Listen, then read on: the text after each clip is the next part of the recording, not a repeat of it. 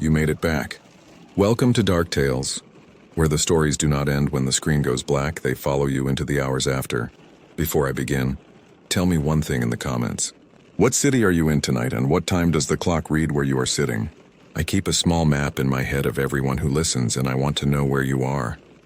If this is your first visit, the subscribe button is right there, and the little bell beside it makes sure the next story finds you the moment it is ready. Stay with me, breathe slow, and let us step into it together. There is a kind of debt out in that country that does not work the way debts are supposed to work. An ordinary debt. You can pay, you can work it off, or wait it out, or be forgiven it, and one day it is closed and gone and you are free of it. The country I gave my life to does not have that kind of debt. Out there, what you take, you carry. Not for a while, not until you make it right, because you cannot make it right. There is no putting back what you took. The taking is done the moment your hand closes on the thing. You carry it. You carry it the rest of your life, and the rest of your life is exactly how long the bill takes to come. I took something out of that desert when I was 22 years old. I have spent the 40 years since giving everything I had to that country in penance, and I want to tell you as plainly as a man can, that the penance bought me nothing, because the debt was never the kind that penance closes. It only bought me time, and out at the edge of all that time, patient, never hurrying, because it had no reason to hurry. The thing I called to me when I closed my hand on what was not mine has been walking, one slow step behind my whole life, waiting for the day the time ran out. I am old now. The time is nearly run. Come in, and you are welcome here. Whoever you are, wherever you have come from to find this, I am glad of you tonight, because this is the one I have carried longest, and a man should not carry the longest one all the way to the end alone. Before I begin, do one small thing for me. In the comments, set down where you are sitting, your town and your country, and the hour your clock reads as you start. I read every one of them.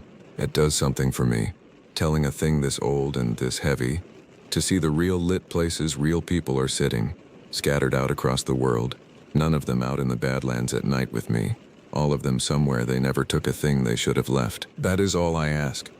Let me tell you about the desert. I gave 40 years to the high desert of the Southwest. The last 30 of them as a ranger in the Badlands and Mesa country of the San Juan Basin, in the northwest corner of New Mexico. And there is no country on earth I love the way I love that one. And there is no country on earth that has cost me what that one has cost me. And those two facts are not separate. They are the same fact. Because you do not love a country that hard without it being the country that owns your worst thing. It is a stark and enormous and beautiful place, a high cold desert of sage and shad scale and scattered juniper, of mesas standing up red and gold off the flats, of badlands where the earth is stripped down to bare-banded clay, in shapes that look like the bones of something that died before the world was finished, of dry washes that run a few hours a year, and lie like white scars the rest, and over all of it a sky so large at night, so crowded with stars, that a person standing alone under it feels the true size of themselves for maybe the only time in their life. Unfolded into that country, in the canyons and the alcoves and the hidden places along the washes, are the works of the people who lived there 1,000 and 2,000 years ago, the ancestral Puebloan people, the ones the country still belongs to, in the only way that finally matters. Their great houses, their dwellings, their pottery and their tools and the small precious things they made and used and left, and their dead, in the ground they chose. That country is not empty. It has never been empty. It is one of the most densely lived-in places in the ancient history of this continent, and the living are still there, the Diné families and the Pueblo people whose ancestors and whose ancestors' ancestors made that country sacred, and a person who works out there learns fast, if they have any sense, that they are standing on a held thing, a kept thing, that does not belong to them. I spent 30 years protecting those places. That was my work, and I was good at it. I caught looters and I documented sites, and I worked with the tribes and the agencies to keep safe what could be kept safe. And people who knew me as a man who was almost fierce about it, almost unreasonable. A ranger who took the looting of an old site as personally as another man would take a killing. They did not know why. They thought it was love of the work. It was penance. Every site I saved was a coin paid against a debt I had run up in one afternoon when I was 22 years old, before I was a ranger, before I was anything. And the reason I was almost unreasonable about it is that I knew. the way no one who has not done it can know exactly what it cost to take from that country. Because I had taken, and I had been paying, every day, for 40 years. I am going to have to tell you what I took. I have never told anyone. But before I do, I have to tell you about the last case I worked, the one that brought it all the way back, because the past did not come back to me on its own.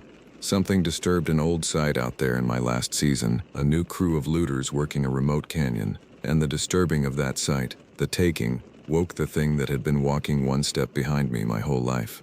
The way a fresh wound wakes an old one, and brought it close again, closer than it had been since I was 22, and that is when I understood, at the very end of my time, that the bill had finally come. I have to go back to be honest with you, back to a hot afternoon in the late summer of my 22nd year, and I have to tell it without softening it, because softening it would be one more theft, and I have stolen enough. I was young and I was poor, and I was in that country for the wrong reasons, running with a man named Lyle who was older than me and harder than me and who knew where the old sites were and knew there were people in the cities and across the water who would pay, quietly, serious money for what came out of them. Pot hunting, the polite word is. Looting is the true word.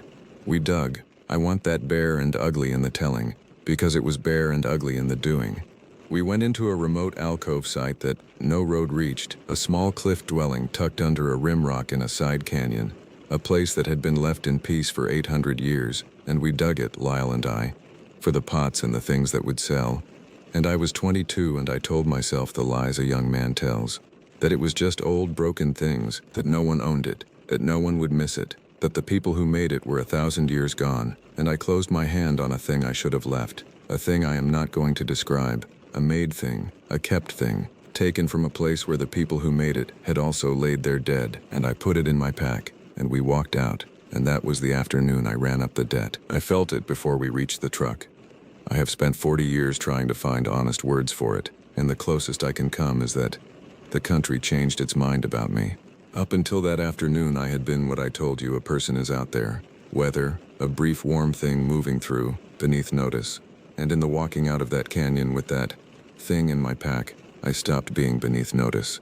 I felt the attention come on to me, the whole enormous old held country turning, the way a sleeping animal turns its head, and fixing on the small warm thief walking out of its canyon with its kept thing in his pack, and I have never in 40 years been free of that attention again. Lyle felt it too, though he would not say so, and Lyle is part of how I know the debt is real and not just a young man's guilt, because Lyle did not pay his penance. Lyle sold his share and spent the money and laughed at me for going strange about it, and Lyle was dead inside 2 years, and I will not tell you the manner of it except that the people who found him could not at first make sense of the sign around the place where he died, the tracks, which began as one thing and became another, and that I have spent 40 years not thinking about Lyle's tracks, and have not once succeeded. I am going to ask you to stop with me here for just a moment, because what comes next is the part I have carried alone the longest, the 40 years of being followed, and I find I cannot walk into it without knowing a living person is walking in with me.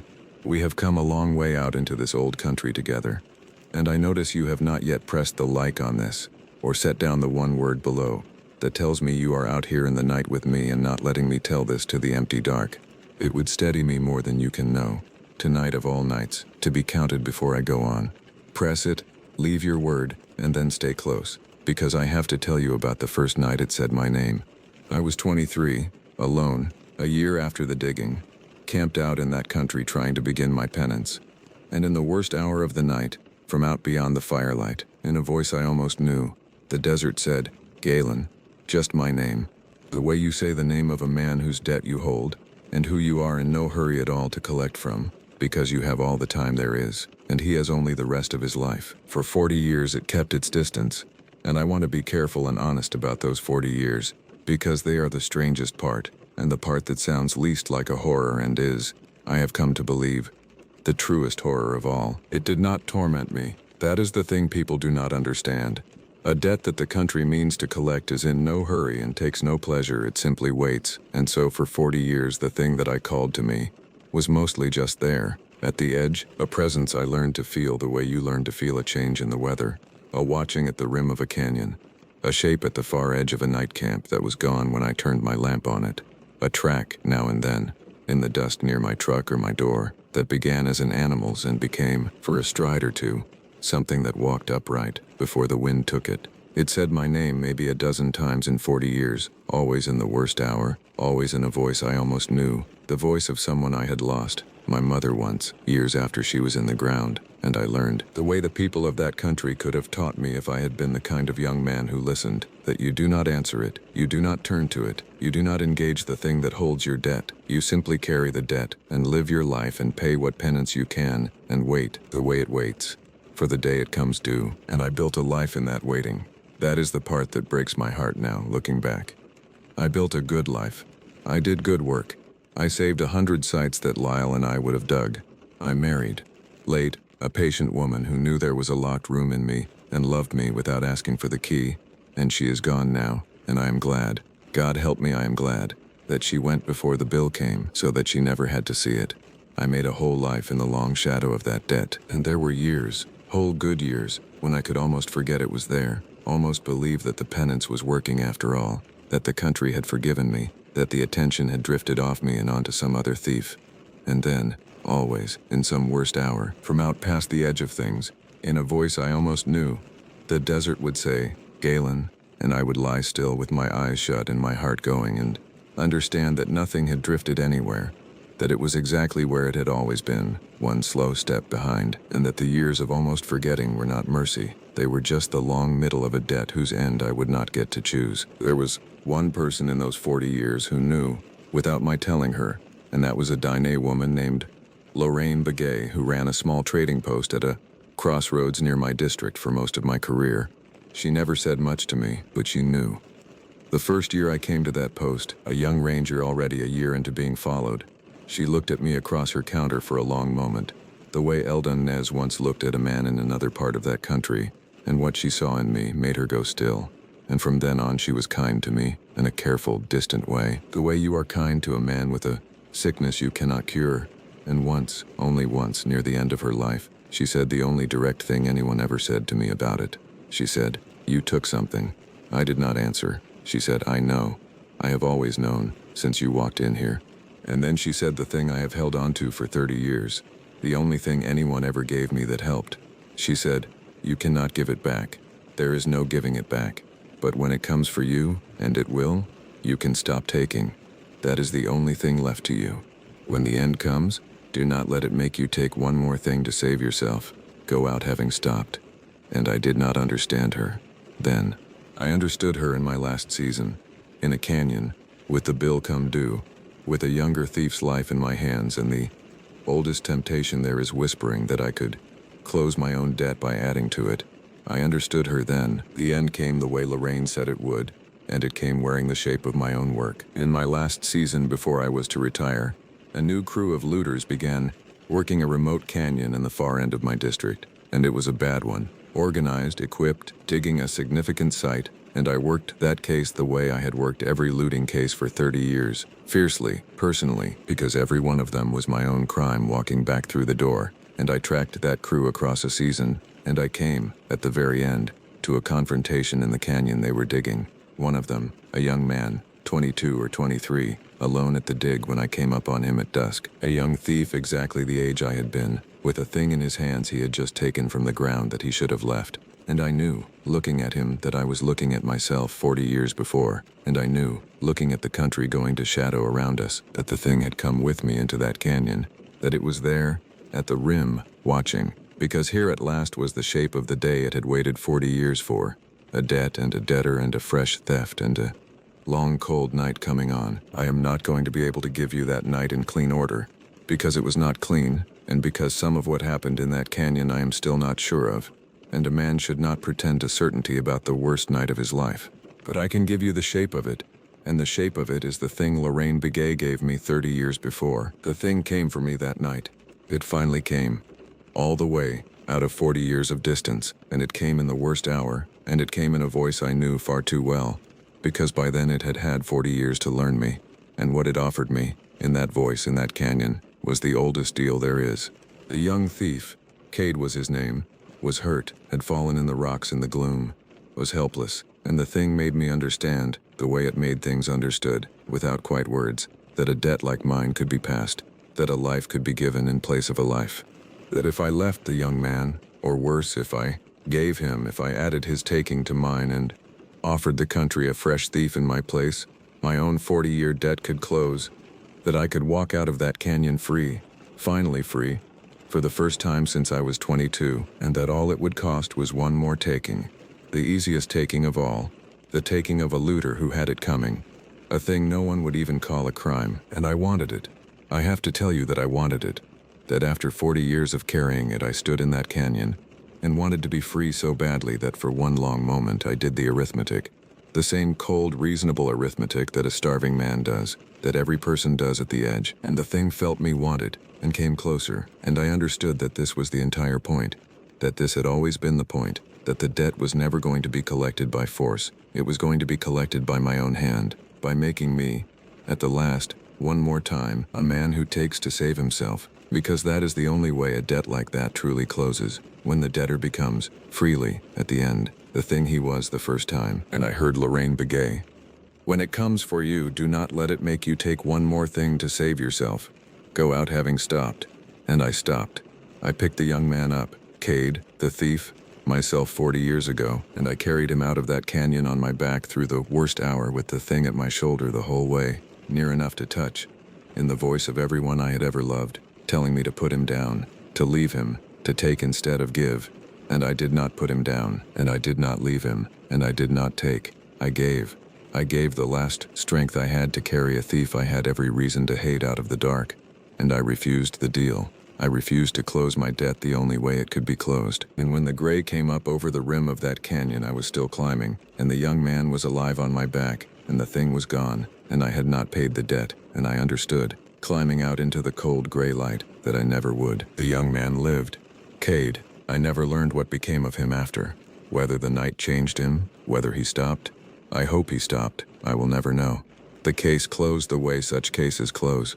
I retired that winter, an old man, and I came down out of that country I love and cannot go back to, and I have spent my last years here, in an ordinary place, telling no one, until tonight. Here is the thing I have learned, and it is the poison at the center of all of it, and it is the reason I finally told this. I refused the deal. I am proud of that. It is the one thing in my whole life I am cleanly proud of, that at the very end, with 40 years of being followed pressing down on me, and freedom one small theft away, I did what Lorraine told me. I stopped. I gave instead of took. I went out having stopped. And it changed nothing about the debt. That is the horror. The debt is not closed. You cannot close it by being good, any more than you could close it by being bad, because it was never that kind of debt.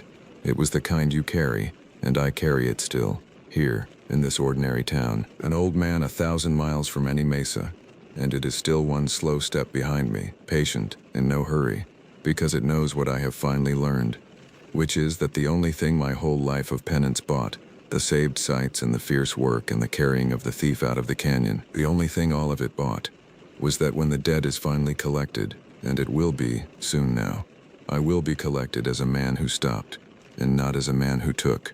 That is all.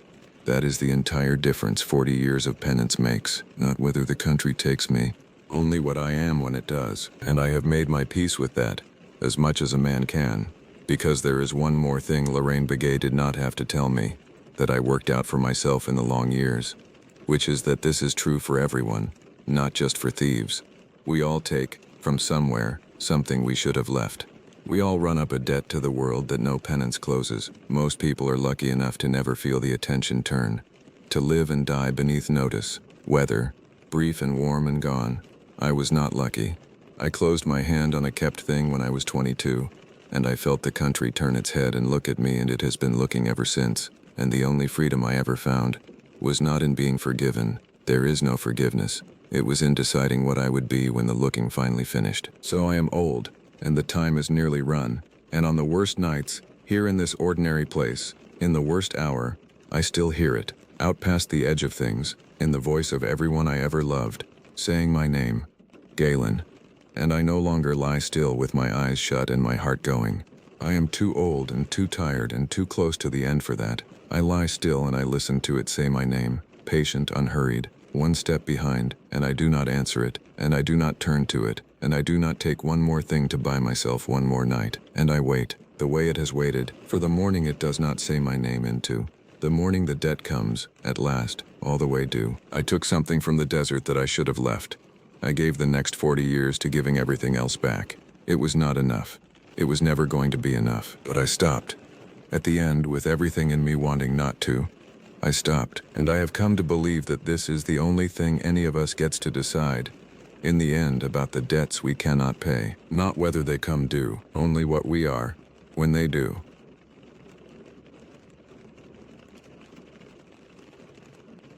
There were trees under that ice, green trees, alive, standing upright under 30 feet of water clear as glass. The snow stopped at the edge of it in a line no hand could cross. The air above it was warm at 40 below, and at evening the whole circle began to glow. 11 rangers had seen it. 11 rangers reported it, and every one of them was gone within a single season. The maps said there was no lake there at all. The maps had been wrong since 1962. And the only man who knew what was really at the bottom of that draw had spent the whole day trying to keep me from finding it, without ever once telling me why. For those of you finding this channel for the first time, this is where we go to the places the maps run out. The country where the cold keeps its own records and does not share them. Before we go down into that draw, do me one small thing and make sure you are still with us, still subscribed, still walking the line, and remember that the wilderness forgives almost nothing, but it always rewards the patient. Today we are going into the Toklat drainage, in the deep cold of late winter, to a basin that does not appear on any survey, to a sheet of clear ice that froze around a living forest in a single instant. We are going to follow one line of boot prints out across that ice, and we are going to find the exact place where they stop. My name does not matter. What matters is that I have read cold for 14 winters, and I always believed that ice does not lie. I was wrong about that. And this is the story of the day I found out. I have spent 14 winters reading cold, and the one thing I believed without question, the thing I built every decision on, is that cold is honest. Ice does not lie. A man can lie. Weather forecasts can be wrong. But the land in deep winter does exactly what its conditions tell it to do. And if you know how to read those conditions, the land will tell you the truth every time. That belief kept me alive. It kept the people I was responsible for alive. I am telling you about it now because what I saw in late February, in the Toklat drainage, did not do what cold does, and I no longer trust the one thing I built myself on. I am not building toward a ghost story. I want that understood before I go any further. I am building toward a problem I cannot solve with the tools I have, and the tools I have are good ones. They are the only thing I ever trusted. I patrol a backcountry district in interior Alaska, a stretch of black spruce and frozen muskeg and river valley that the agency manages but rarely walks in winter. Most of my work happens between October and April, when the ground is hard enough to travel and the rivers are locked and the cold does the dangerous work of sorting out who belongs in that country and who does not. I have pulled 2 bodies out of overflow ice. I have tracked a lost moose hunter for 9 miles through a ground blizzard and found him alive in a snow hollow he did not remember digging. I know the sound the river makes 3 days before the ice goes bad. I know the smell of a den that is occupied and the smell of one that has been abandoned. I know what 4 feet of settled powder does to sound, and what a temperature inversion does to a man's sense of distance. These are not things I think about. They are things I am. The Toklat drainage sits in the northwest corner of my district, a long valley of black spruce running between 2 ridges, with a frozen river down the middle and side draws feeding into it from both walls. In winter, it holds cold the way a bowl holds water. The inversions there can drop the valley floor to 60 below, while the ridgeline above it sits at 20. I have patrolled that valley a dozen times across 14 winters. I know how the cold moves through it. I know what to expect. What I saw there did not do what cold does. The agency has me scheduled for a welfare patrol in that same grid next February. The assignment is in the rotation. I have seen it on the board. I have not asked to be taken off it. I keep returning to that, not to the lake itself, not yet, but to the fact that I looked at the rotation and did not request a change. I could have. Transfers and reassignments inside the district are routine and processed without comment. I have requested them before for reasons that mattered far less than this. I did not request one this time. I do not know why I did not. That is the part I cannot account for, and it sits in me the way a foreign object sits in a wound. something the body wants to push out and cannot. The silence after I understood that is where this begins. The call came in at 6:40 on a Tuesday morning in late February, the 24th. I was at the district station drinking coffee that had been on the burner since 5. The dispatcher, a woman named Carol, who had run winter dispatch longer than I had carried a badge, put her head into the ready room. "Welfare check," she said. "Trapper named Halloran. Runs a line up the Toklat. Wife in town has not heard from him on the scheduled radio call in 9 days. She is asking us to look." I set the coffee down. 9 days was long but not impossible. Trappers go quiet. Radios fail in the cold. Batteries die. A man can be perfectly fine and simply unable to reach anyone. But 9 days was the edge of where fine ended, and something else began, and the agency does not gamble with that edge. I pulled the file. Halloran Pete, 61 years old, registered trap line up the east wall of the Toklat drainage, cabin marked at grid 472-619, on the bench above the river. I had never met the man, but I had seen his cabin marked on the district maps for years. I called for a patrol of 3.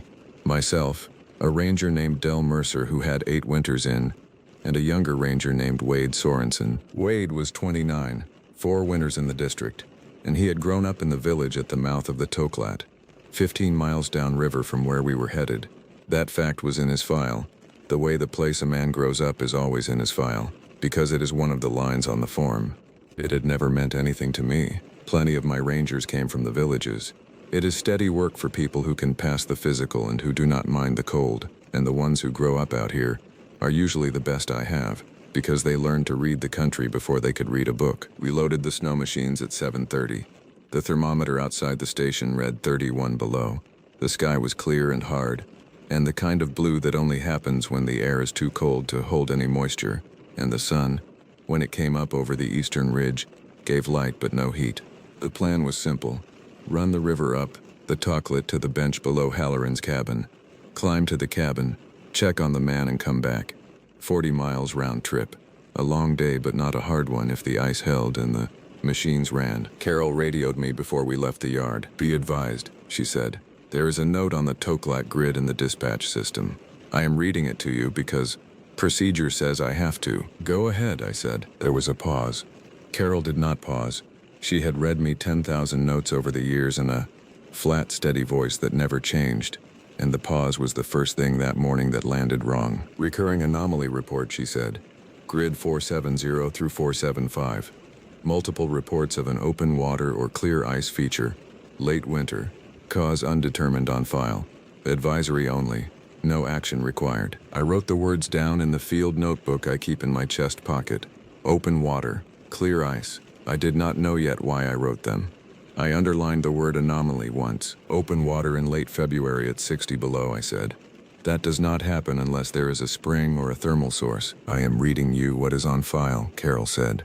"That is all I have." "Copy," I said. "We will keep an eye out." We ran the river.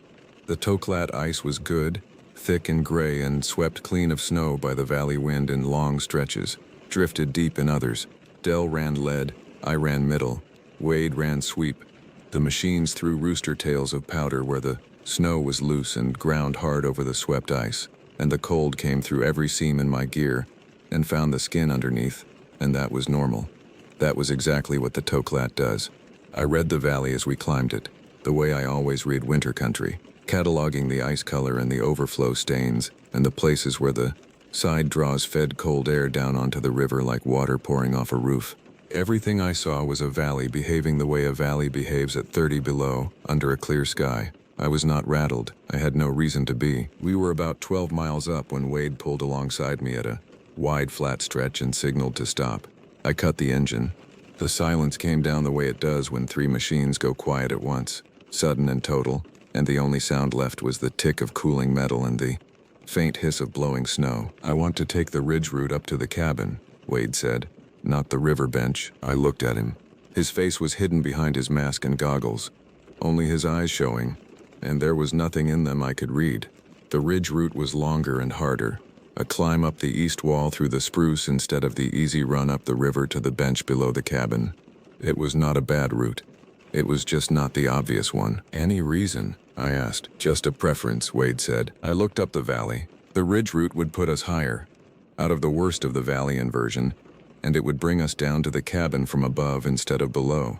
There was nothing wrong with it. It was the choice a careful man might make on a very cold day. "All right," I said. "You and Dell take the ridge. I will run the bench and meet you at the cabin." Wade was quiet for a second. Then he said, "I would rather we stayed together." That was the second thing that landed wrong, though I did not let it show, and I am not sure I understood it at the time. Wade had 4 winters in. He knew that splitting a patrol on a simple welfare check was standard, that we did it all the time to cover ground. But there was something in the way he said it, flat and certain and without any of the usual deference a younger ranger gives, that made me change my plan without quite deciding to. "We stay together," I said. "We will all take the bench. It is faster." He did not argue. He nodded once and went back to his machine. I noted the request the way I note anything a careful person does without explanation. In 14 winters I have learned that when someone who knows the country makes a quiet, specific request and offers no reason, you do not dismiss it and you do not interrogate it. You file it. I filed it. I did not ask him why. I am still deciding whether that was the right call. I have not asked him since. We ran on up the river. The valley narrowed and the spruce thickened on both walls, and the cold deepened as we climbed, the way it does when you run up into the heart of an inversion. At 20 miles, the river bent east around a long timbered point, and the bench where Halloran's cabin sat came into view above us on the north wall, a flat shelf of spruce maybe 200 feet above the river. That was where I noticed the first thing that did not fit: the smoke. There was none. A trapper living alone in a cabin at 35 below burns wood around the clock. It is not a comfort, it is survival.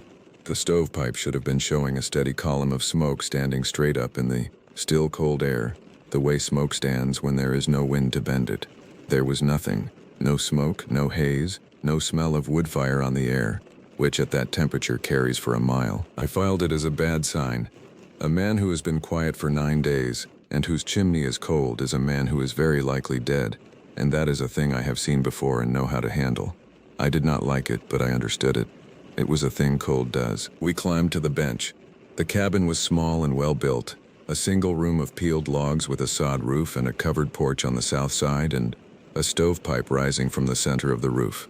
There was a meat cache up on poles to the east, a snow machine under a tarp, a sled, a stack of split wood under the eave, everything a careful trapper keeps. The snow around the cabin was undisturbed except for old drifted tracks, days old, softened by wind. I called out as we approached. No answer. I went up onto the porch and knocked, then opened the door. The cold inside was the same as the cold outside, which told me the stove had been out for days. The cabin was empty. The bunk was made. There was a kettle on the cold stove, and a tin cup on the table, and a kerosene lamp, unlit. There was no sign of struggle, no sign of illness, no note. A trapper's cabin, left clean and orderly, with the man gone. His parka was on the hook by the door. His outer boots were by the stove. That stopped me. No man in interior Alaska in February walks out of a cabin without his parka and his boots. To do so is to die within the hour, and a trapper of 61 years knows that better than anyone alive.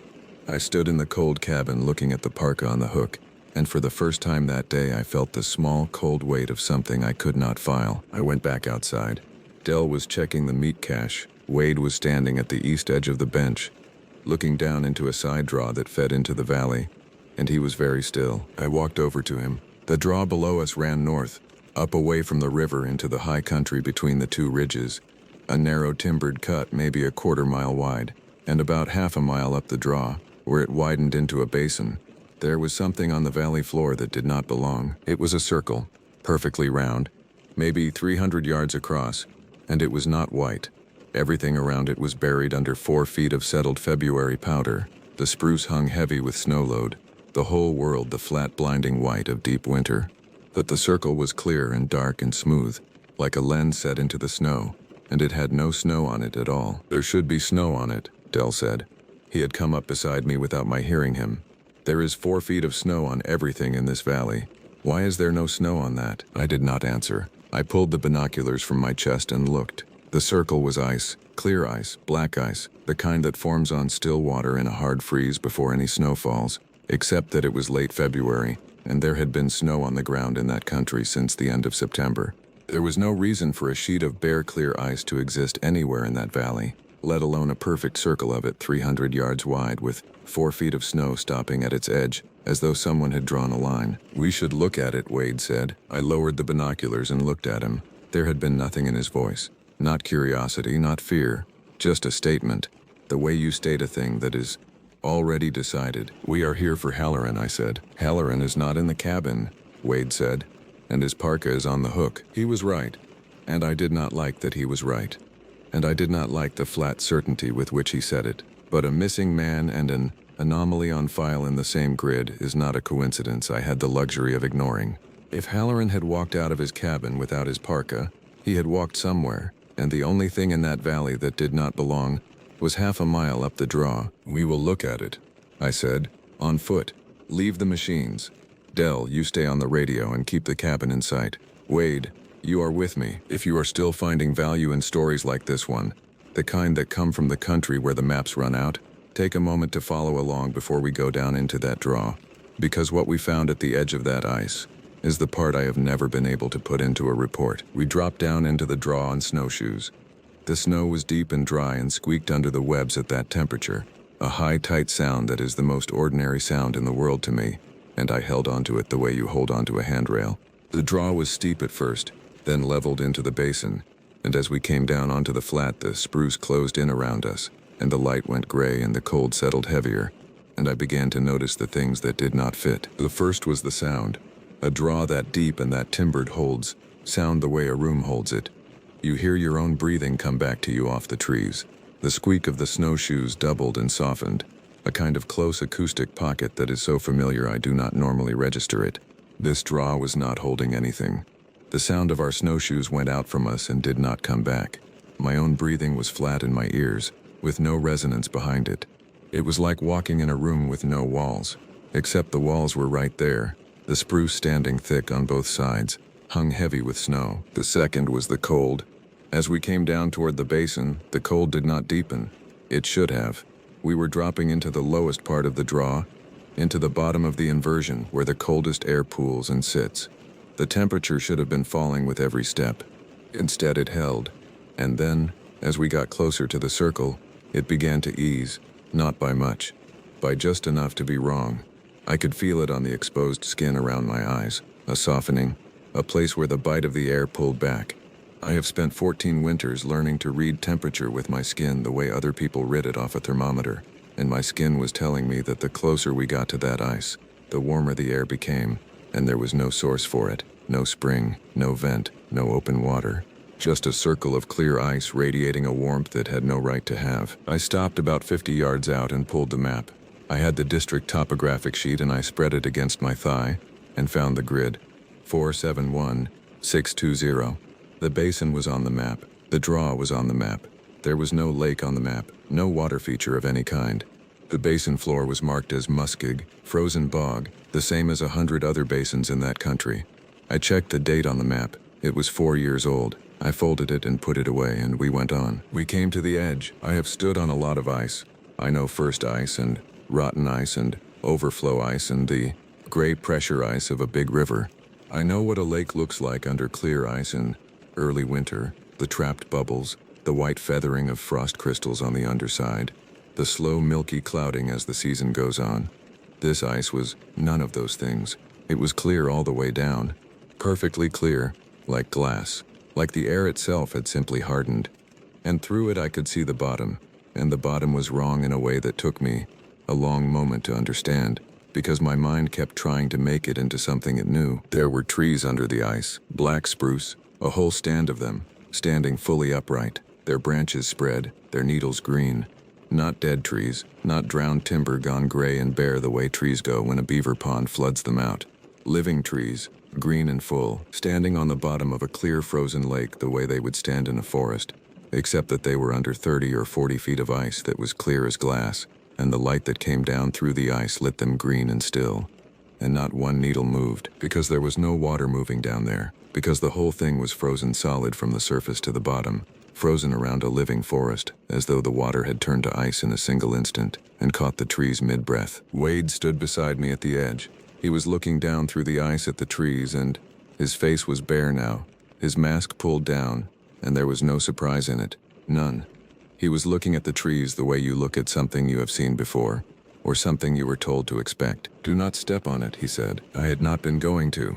But the way he said it, low and quick and certain, told me he had thought about it, that the warning was for something he knew and I did not. "How long has this been here?" I said. "I do not know," Wade said. "But you knew it was here." He did not answer. He kept looking at the trees. I crouched at the edge of the ice. The snow stopped at the boundary in a clean line, 4 feet of powder dropping straight down to bare, clear ice, with no transition, no scatter of wind-blown snow across the surface, nothing, as though the snow could not cross the line. I took my glove off and held my bare hand flat above the ice, an inch off the surface, and I felt warmth come up off it. Not heat, warmth. The warmth of a room, of a body, of something alive, coming up off a sheet of ice in a frozen basin at 35 below, and I pulled my hand back and put my glove on, and I did not say anything, because there was nothing to say that the cold I had built my life on could explain. I keyed my radio. "Dell, this is Harlan. You copy." "Copy," Dell said. His voice came through with a strange flatness, the radio struggling in the cold or in something else. "I need a records check on a feature in grid 471620. A frozen lake, circular, roughly 300 yards across. There is no lake marked on my map. I want to know what dispatch has." "Copy," Dell said. "Stand by." Wade and I stood at the edge of the ice and waited. The warmth came up off the surface. The trees stood green and still beneath us. Nothing moved in that basin. Not a bird, not a branch, not a breath of wind, and the silence did not echo. And I understood that I was standing in a place where the rules I knew did not apply, and the only thing I could do was wait for a voice on a radio to give me something to hold on to. It took 20 minutes. When Carol came back, her voice was careful in the same way it had been that morning. "Harlan, dispatch. I have something. You want me to read it?" "Go ahead," I said. "There is no lake on file for that grid," she said. "No water feature, no survey record, no notation on any current map. Grid is managed as roadless wilderness. Frozen muskeg." "Copy," I said. "Anything else?" A pause. "There is a recurring report," she said. "You want me to read it?" "Read it." Another pause. Longer. "Reported open water or clear ice anomaly in that grid. Late winter. 11 of the last 15 winters. Each report investigated. Each closed with cause undetermined. There is a second notation under it." "What is the second notation?" She did not answer right away. "Carol," I said, "what is the second notation?" "Each reporting ranger transferred out of the district within the following season," she said. "That is what it says. I did not write it. I am reading it to you." I did not say anything. Wade had gone very still beside me. "You want me to read that again?" Carol said. "Yes," I said. She read it again. The words did not change. 11 winters. 11 reports. Cause undetermined. Every ranger who saw it, gone within the year." "Copy," I said. "Harlan out." I clipped the radio back to my chest and stood there with the notation in my ear and the trees green under my feet. 11 rangers had stood where I was standing, over 15 winters, and looked down at this same impossible thing and reported it. And within a season every one of them had left the district, not been fired, not died, as far as the record showed, transferred, moved on, gone somewhere else, away from this grid. I looked at Wade. He was watching me. He knew what the radio had said. He had heard it the same as I had. 4 winters, I said. "You have 4 winters in this district. You grew up 15 miles down that river. You knew this was here." "I had heard about it," Wade said. That was all he said. "From who?" He looked back down at the trees. "From people who do not write things in reports," he said. "What did they tell you?" "That you do not step on it," Wade said. "And you do not stay past dark." It was the closest thing to an answer he gave me, and it was not an answer at all. I looked up. The sun was already low over the western ridge, the brief February day burning down toward its end. We had maybe 2 hours of light. The drive back down the river was 3 hours minimum, and the last hour of it would be in the failing gray light of an Alaska winter evening. And Halloran was still missing. I started to walk the edge of the ice. Wade said my name, low, a warning, but I kept the binoculars up and stayed back from the boundary and worked my way clockwise around the circle, looking for anything, a sign, a track, a reason a man would walk out of his cabin without his parka.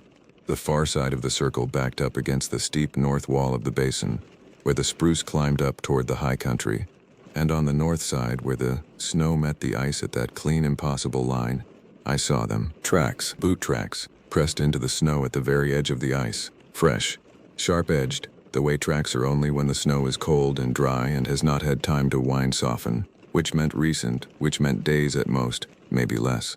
I crouched beside the nearest one. A man's boot, a heavy felt pack boot, the kind a trapper wears, the kind that had been sitting by the cold stove in Halloran's cabin, except those had been his outer boots and a man might keep a second pair. The tracks came down out of the spruce on the north wall, crossed the snow to the edge of the ice, and then they went out onto the ice itself, onto the clear ice. I could see them, faint impressions on that glassy surface where the felt soles had pressed down some thin frost, leading out across the circle toward the center, toward the place where the trees stood thickest beneath the surface. They walked straight. That was the thing. No man walks straight across 30 feet of clear ice over a drowned forest, looking down at green trees under his feet. A man hesitates, stops, crouches, looks. These tracks did none of that. They went out in a straight line, evenly spaced, the stride of a man walking steadily toward a fixed point, and I followed them with the binoculars out across the ice. And about a third of the way to the center they stopped. Not at anything. Not at a hole. Not at a crack. Not at an obstacle. They stopped in the middle of the clear ice, mid-stride. The last full print was a left boot, planted flat. Ahead of it, where the right boot should have come down, the frost was unbroken. He had taken a step and not finished it. The right foot had lifted and never come back down, and there was nothing past that point. No tracks, no mark. No sign that a man weighing 200 pounds had ever continued across that ice, and there was no hole he could have gone through, because the ice was whole and clear and unbroken all the way to the center, and all the way down to the green trees, frozen solid, no opening anywhere in it. I lowered the binoculars. I felt the cold weight in my chest spread out. Wade had come up beside me. He was looking at the tracks too. "That is Halloran," I said. It was not a question. "I think so," Wade said. "He walked out onto it," I said. And then he was not there anymore. Wade did not say anything. I have stood at the edge of a lot of bad places in 14 winters. Crevasses, overflow, rotten river ice. I know the feeling of standing at the edge of something that will kill you if you take one more step. The way the body knows before the mind does. The way the legs lock and the stomach drops. I had that feeling standing at the edge of that ice, except it was worse, because every bad place I had ever stood at the edge of had been a thing I understood. A crevasse is a hole in a glacier. Overflow is water under snow. Rotten ice is ice that has gone bad in a thaw. I knew what those things were and why they were dangerous, and how they would kill me if I was careless. I did not know what this was. I did not know why a man had walked out onto solid clear ice and ceased to exist in the middle of his own footprints. I did not know why the air was warm, or why the sound did not echo, or why 11 rangers had seen this and left the district within a year. I was standing at the edge of something that would kill me, and I had no framework for how, and that absence, that hole where my knowledge should have been, was the most frightening thing I have ever felt. "We have to go," Wade said. "The light." I looked at the sky. The sun was gone behind the ridge now. The light had gone to the flat blue-gray of evening. The snow holding a faint glow. The spruce going to silhouette. The temperature, which had eased near the ice, was dropping again as the day ended. The cold coming back down into the basin like water filling a bowl. "You do not stay past dark," Wade had said. People who do not write things in reports had told him that. I keyed the radio. "Dell, this is Harlan. We are coming out. Get the machines warmed up. We are running for home." "What about Halloran?" Dell said. I looked at the last footprint out on the ice. The left boot planted, the right foot lifted into nothing. "Halloran is gone," I said. "We will file it as a disappearance. We are leaving." "Copy," Dell said. And then, after a pause, "Harlan, the light up there, on the ice. Are you seeing the light?" I turned. I had been looking at the tracks, at the radio, at the sky. I had not been looking at the ice itself, and now that the day was failing and the basin had gone to evening gray, I saw what Dell, half a mile away at the cabin, had seen before I did. The ice was glowing, not reflecting, glowing. A faint green light was coming up through the clear ice from below, from the trees, the same green as the needles, soft and even, and rising from the whole surface of the circle at once.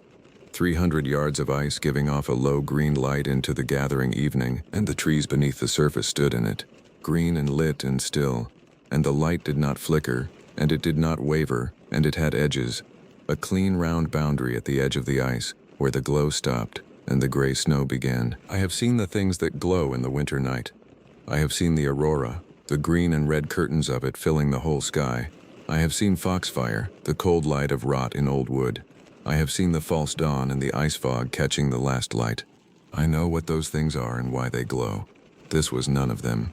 This was a frozen lake giving off the green light of the living trees inside it, and it was getting brighter as the day died, as though the light had been there all along, and the failing of the sun was only now letting me see it. Wade had me by the arm. "We are going," he said. "Now." We went. We climbed out of the basin on the snowshoes, fast, the breath tearing in my chest, and behind us the green light rose off the ice and lit the underside of the spruce, and threw our shadows up the snow ahead of us. 3 shadows, mine and Wade's, and a third that I told myself was a trick of the doubled light, and did not look back to confirm. We came up out of the draw onto the bench where the cabin sat, and Dell had the machines running, 3 plumes of exhaust standing in the still cold air, and we did not stop. We got on and we ran. I looked back once, from the bench, before we dropped down to the river. The basin below was a bowl of gathering evening, the spruce gone to black shapes, and in the center of it the circle of ice burned a soft, steady green, lighting the trees inside it, and at the very center of the circle, where the trees stood thickest, there was a point of light that was not green. It was yellow, small and steady and warm, the color of a kerosene lamp burning in a window. It had not been there when we stood at the edge. It was there now. I did not point it out to Dell or Wade. I turned my machine downriver and I ran, and I did not look back again. We made the river in the last of the light and ran the 40 miles home, in the full cold of the winter night, the headlights throwing a white cone ahead of us, the temperature down to 40 below on the valley floor, and none of us spoke on the radio the whole way except for the flat, necessary calls of a patrol moving in the cold. We reached the station at 9:40. Dell killed his machine and went inside without a word. Wade killed his machine and stood beside it for a moment, looking at me across the yard in the yellow light of the station floods, and then he went inside too. I sat on my machine in the cold for a while before I followed. The report sat on my desk the next morning. I have filed reports on disappearances before. The form is automatic to me. Name, last known location, last contact, conditions, search conducted, disposition. I pulled it up and I started to fill it in, and the language came the way it always comes. Subject Halloran Pete, age 61, found absent from registered cabin in Toklat drainage. Subject's parka and outer boots present in cabin. Search of immediate area conducted. Subject not located.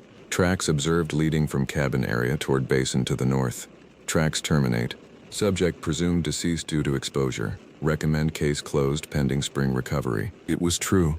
Every word of it was true, and it said nothing. It did not say that the tracks terminated in the middle of a sheet of clear ice over a living forest. It did not say that the ice was warm.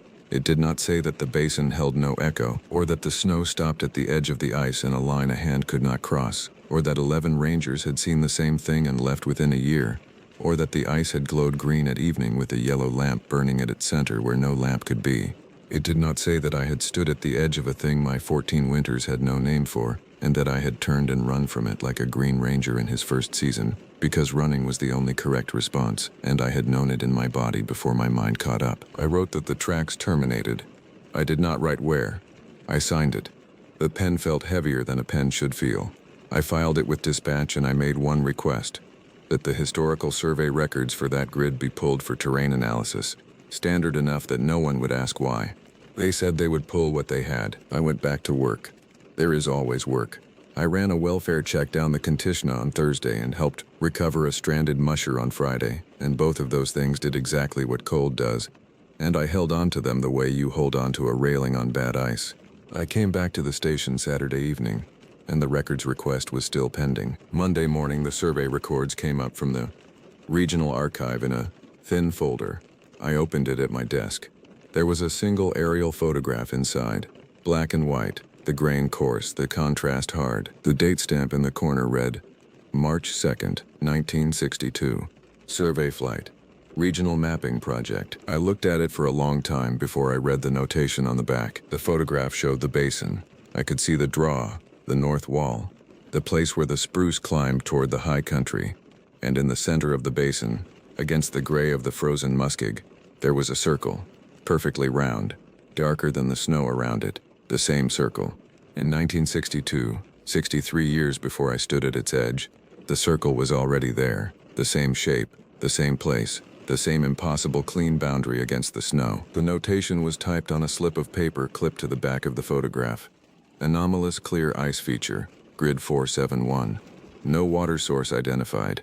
Feature not present on previous survey. Cause undetermined. Not present on previous survey. The circle had not always been there.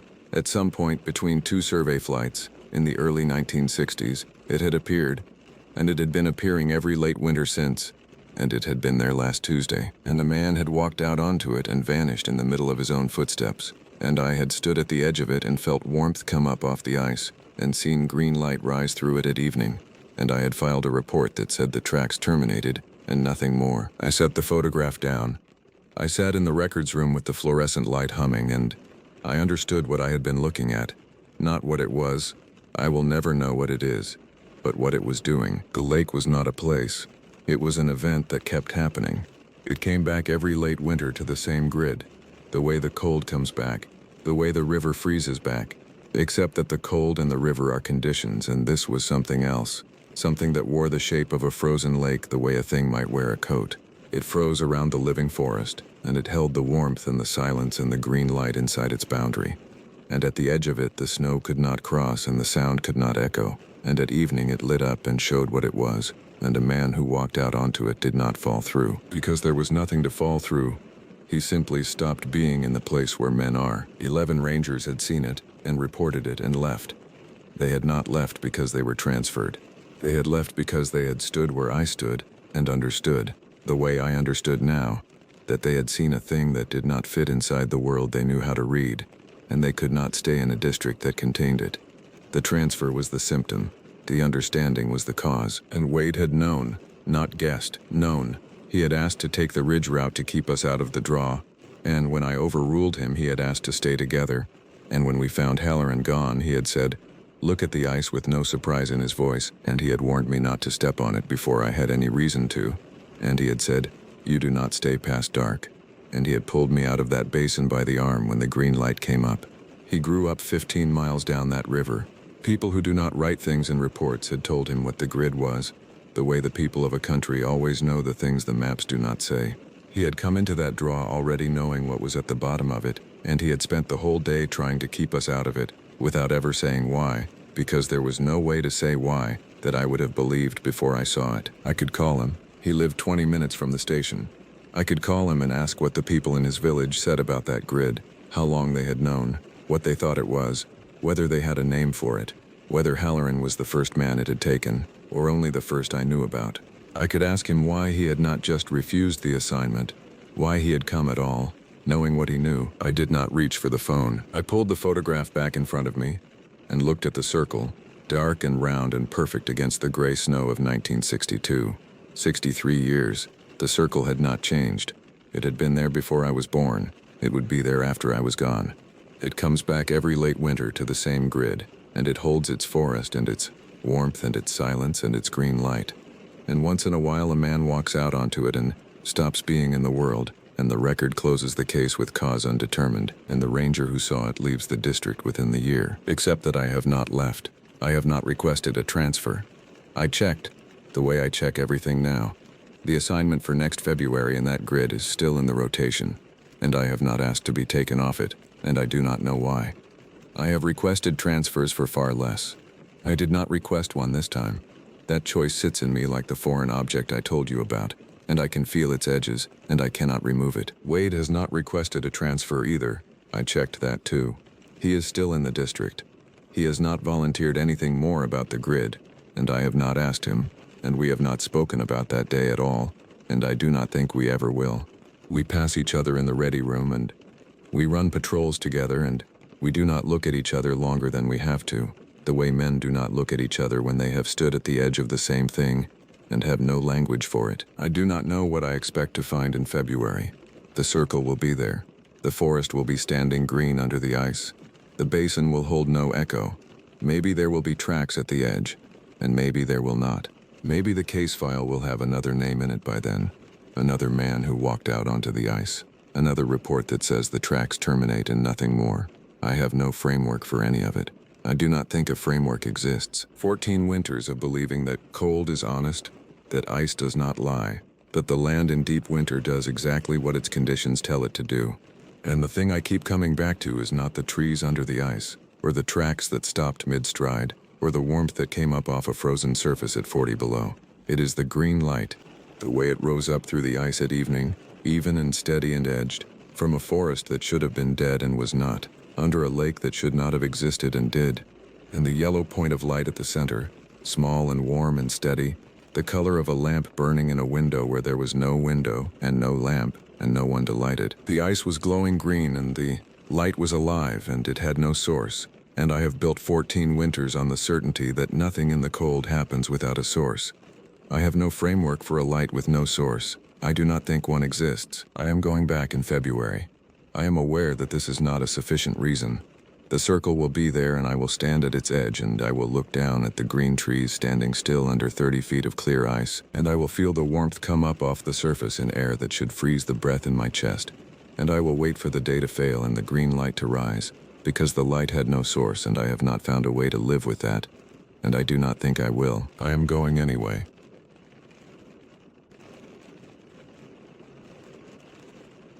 I grew up working sheep around Kayenta, Arizona, right near the Utah line off US Route 163.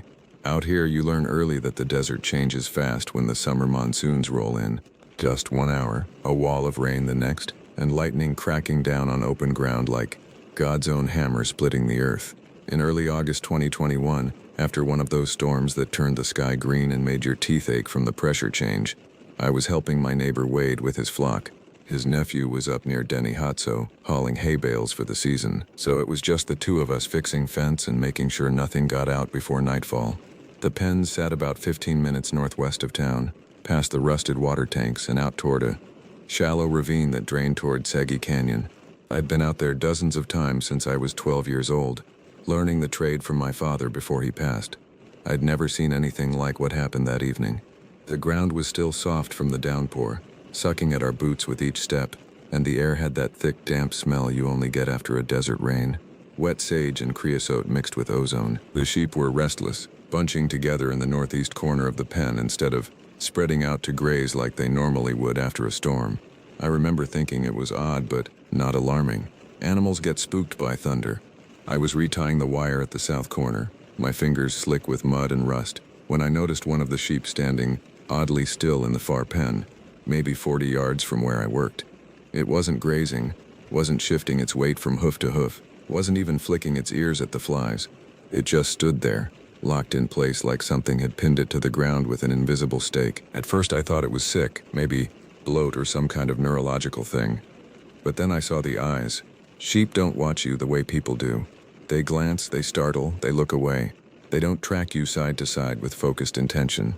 This one did, following me as I moved along the fence line, its head turning smoothly, deliberately. The hair on my arm stood up despite the heat. I called out to Wade to check the count, my voice sounding thin against the empty desert, and the thing snapped its head toward me so fast, I heard the joints crack from where I stood. Before I could make sense of it, before my brain could catch up with what my eyes were seeing, it broke into a run, not the bounding, uneven gait of a sheep startled by a coyote, but an awkward, upright sprint on its hind legs. Forelegs tucked against its chest like arms. It plowed straight through the woven wire fence, snapping cedar stays like matchsticks and tearing out the corner brace post with a screech of metal and splintering wood that echoed across the flat ground.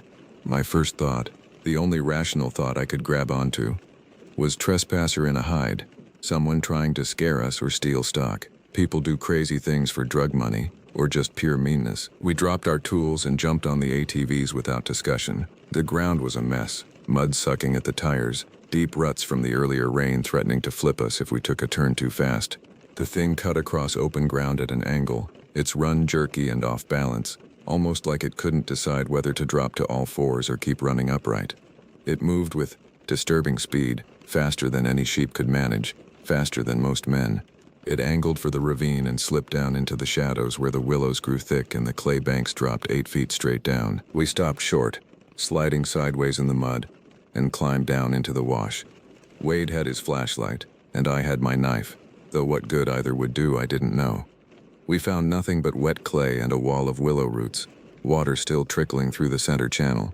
Upstream, a loose rock tumbled down the bank with a hollow crack, but no movement followed, just the sound of water and our own breathing, harsh and fast. We stood there for 5 full minutes, sweeping the ravine with the flashlight beam, seeing nothing but shadows and the dark mouths of undercut banks. Back at the fence, we examined where it had gone through.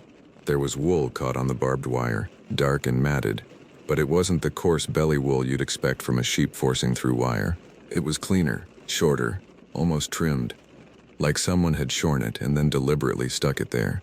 In the mud around the break were 2 sets of tracks pressed deep into the soft clay, hoof prints, clean and fresh, with the distinctive split of a sheep's cloven hoof.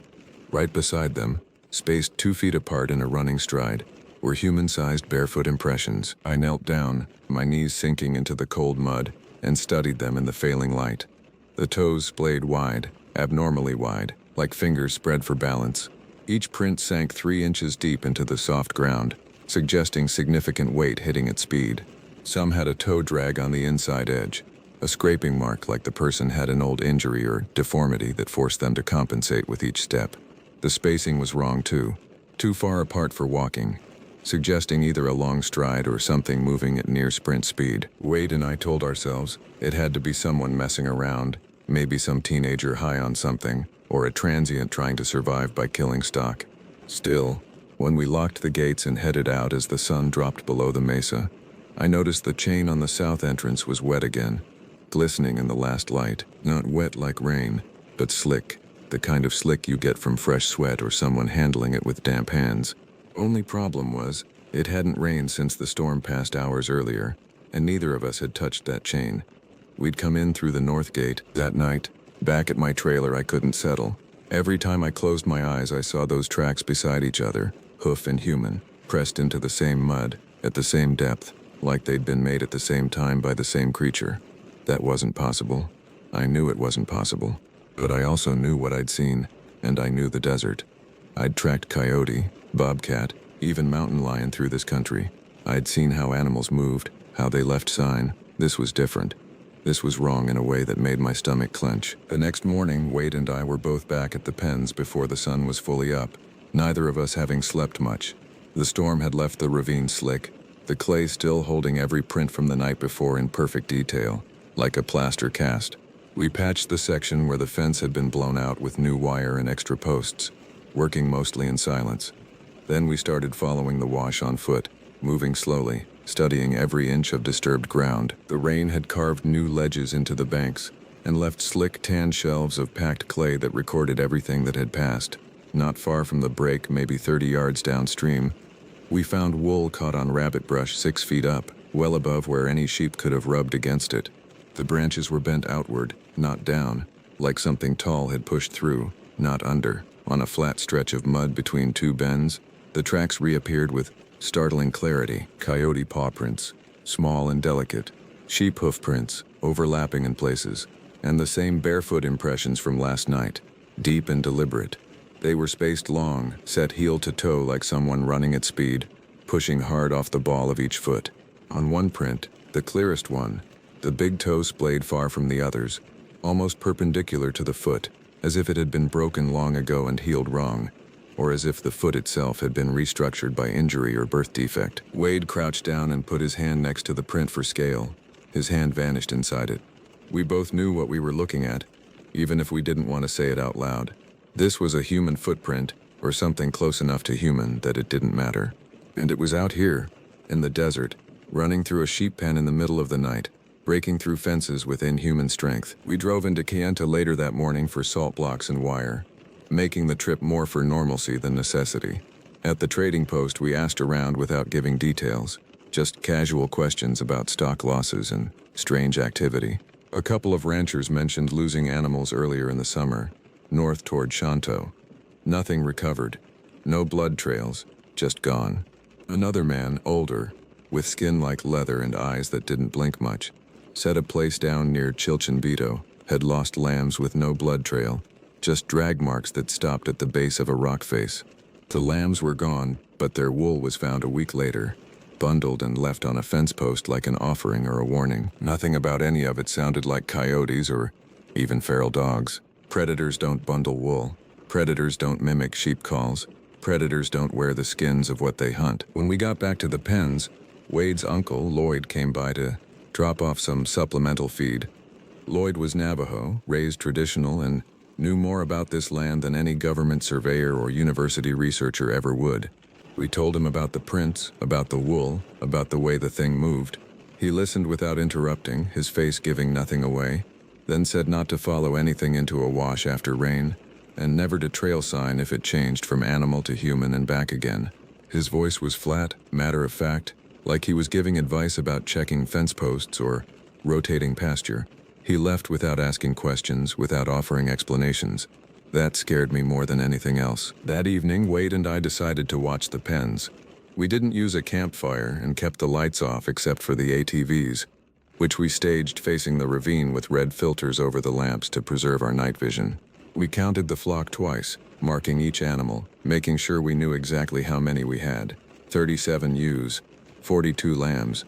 The night was quiet except for distant thunder rolling over Monument Valley to the north, flashes of lightning that lit up the underside of clouds in shades of purple and gold. Around midnight, a single ewe gave a short, flat bleat from the center of the pen. It wasn't a distress call exactly, more like a question, a sound sheep make when they're trying to locate another member of the flock. A few seconds later, the same sound came from the ravine, drifting up from the darkness below, but it was slightly off. Close enough to mimic, close enough to fool a sheep, but missing something essential. The timing was wrong, the pitch slightly too high, like someone imitating a sound they'd heard but didn't fully understand. The flock went dead silent.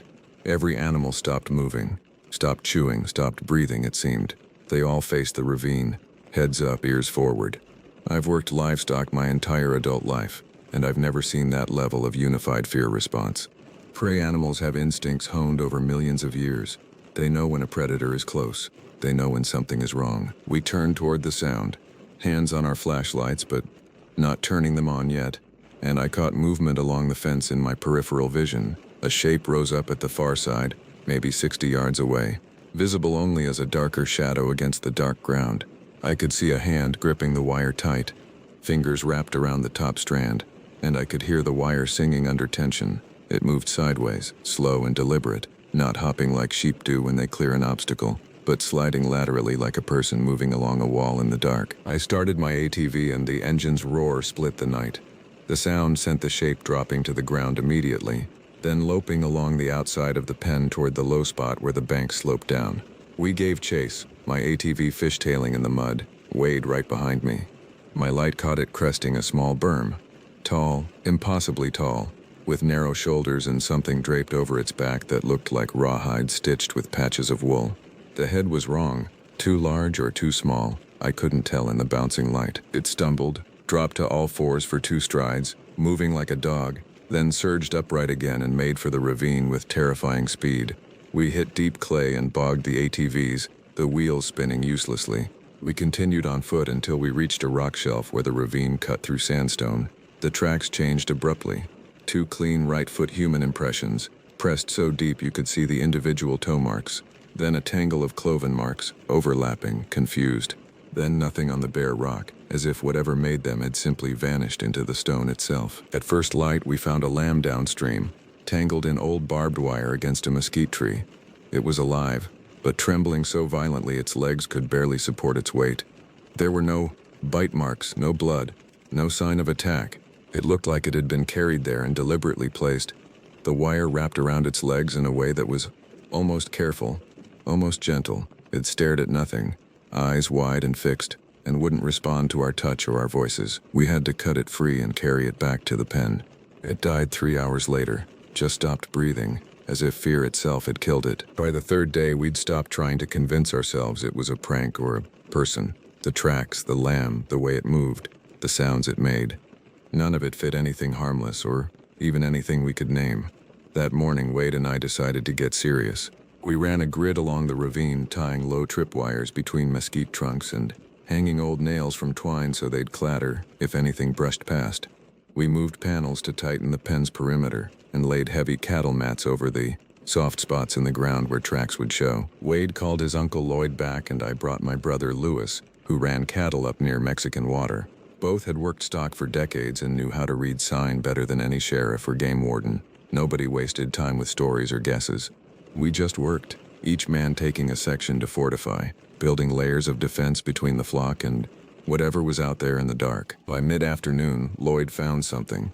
On a side cut where the ravine undercut a sandstone shelf, hidden behind a screen of tamarisk and Russian thistle, he spotted a patch of sand that looked recently smoothed over, like someone had deliberately erased their tracks. We belly-crawled under the ledge, the rock pressing close above us, and found a shallow alcove carved by ancient water flow. Inside, protected from rain and sun, was clear evidence of habitation: a rolled tarp, military surplus, faded green, 2 old jackets both torn and stained with dried mud and what might have been blood, an army canteen with water still sloshing inside, a coil of twine, the same gauge as what we used for baling, and a pocket knife with fresh lanolin smeared along the blade edge. The thick grease sheep secrete in their wool. In one corner was a pile of wool, cut clean at the base with a sharp blade, sorted into neat bundles by length and quality like someone planning to sell it or trade it.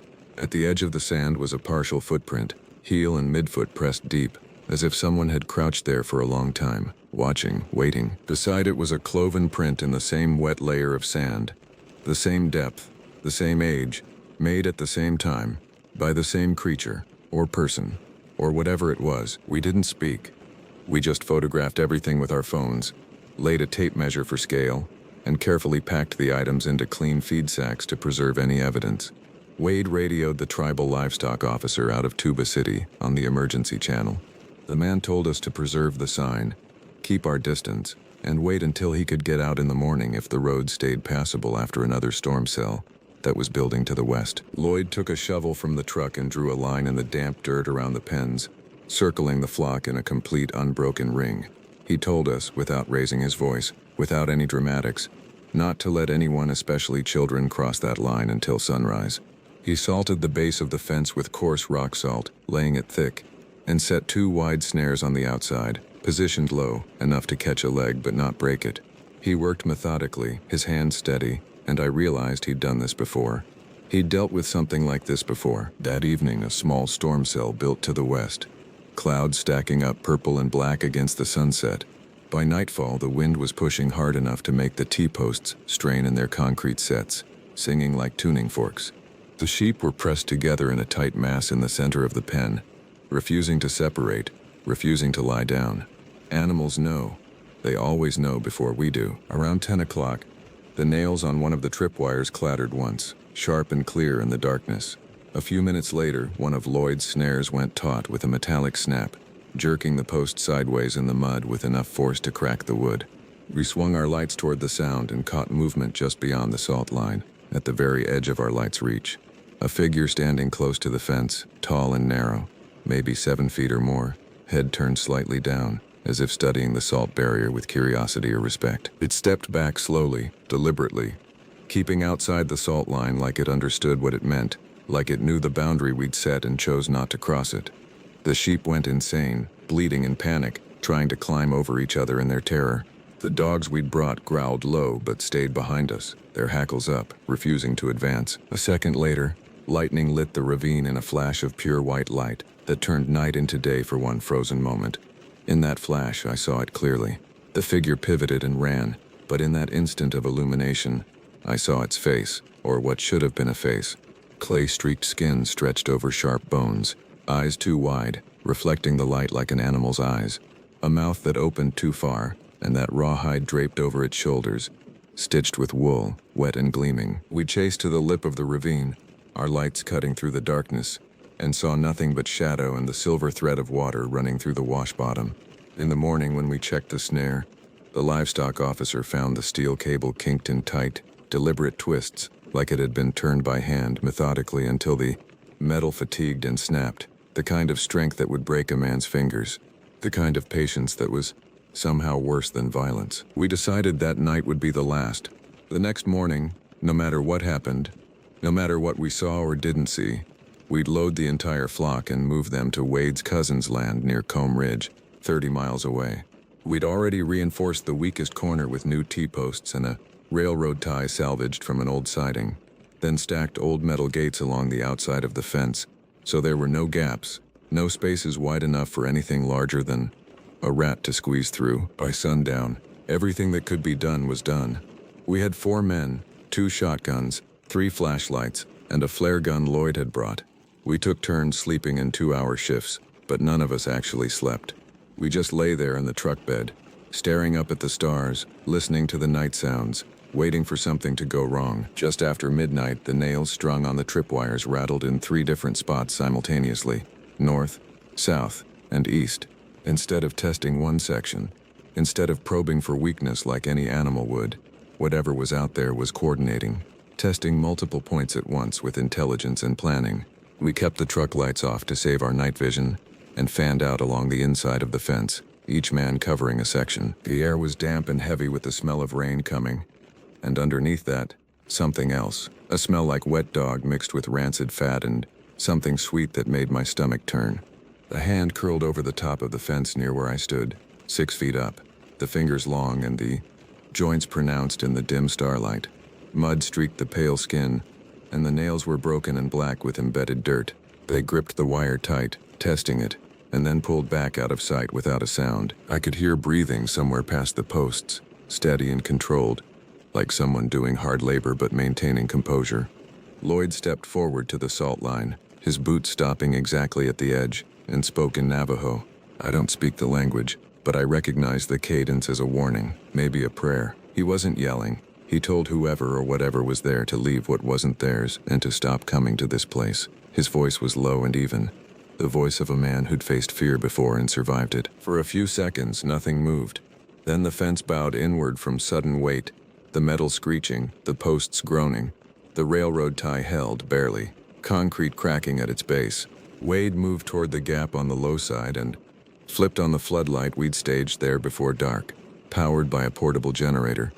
The wash exploded into white light so bright it hurt to look at. For a second, maybe less, everything was absolutely clear. The figure at the low spot was tall and skeletal thin, ribs showing under skin that was smeared with clay and streaked with something darker, shoulders draped with rawhide stitched with patches of wool and a grotesque parody of clothing. The face was human but wrong, the proportions off, the eyes too wide and catching the light like mirrors, the mouth open in what might have been surprise or rage. It made a sound, high and broken, that could have been a scream or could have been laughter. It bolted, hit Lloyd's second snare, and tore free with a sharp cry that was absolutely, undeniably human. Pain and fury mixed together.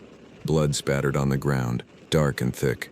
The figure vanished into the ravine, moving impossibly fast despite the injury, dropping to all fours for 2 strides, then upright again, then gone into the darkness below. We followed the trail downstream with flashlights and the floodlight on its portable stand, moving slowly, weapons ready. Blood drops on the clay, black in our light, spaced far apart, suggesting speed despite injury. The trail led through the center of the wash, avoiding the banks, staying in the water as if trying to wash away the scent. We followed for 300 yards until the ground turned to flat rock at a place where the ravine widened into a natural amphitheater. The blood drops ended there, vanishing as if the thing had stopped bleeding, or had somehow sealed its wound. Boot prints began on the far side of the rock shelf, heading north toward the Utah line. Not barefoot anymore. Boots, human boots with a defined tread, maybe military surplus, maybe work boots. The stride was long and even, no longer the broken, desperate run. Whoever or whatever it was had regained composure, had put on boots, had become human again, or had chosen to appear that way. We called it then. There was nothing more we could do in the dark, and all of us knew that following that trail further would take us away from the flock, would leave them undefended. We returned to the pens and waited for dawn in silence, weapons across our laps, watching the perimeter. At dawn, the livestock officer arrived with 2 tribal police officers. We gave him everything, the wool bundles, the jackets, the blade, the photographs. We walked him through what had happened, showed him the tracks, the blood, the damaged fence. He listened and took notes and photographed everything, his face professionally neutral. When we finished, he said there had been other calls like this, though not all had left proof. He said the pattern was always the same. Remote sheep operations, storm season, something that moved between human and animal, something that watched before it acted. His advice was simple and direct. Move the flock, change the routine, and whatever it was would move on. There were places in the desert, he said, where people went when they couldn't be people anymore. Places where the boundaries got thin. Places where someone could survive if they were desperate enough, and angry enough, and broken enough.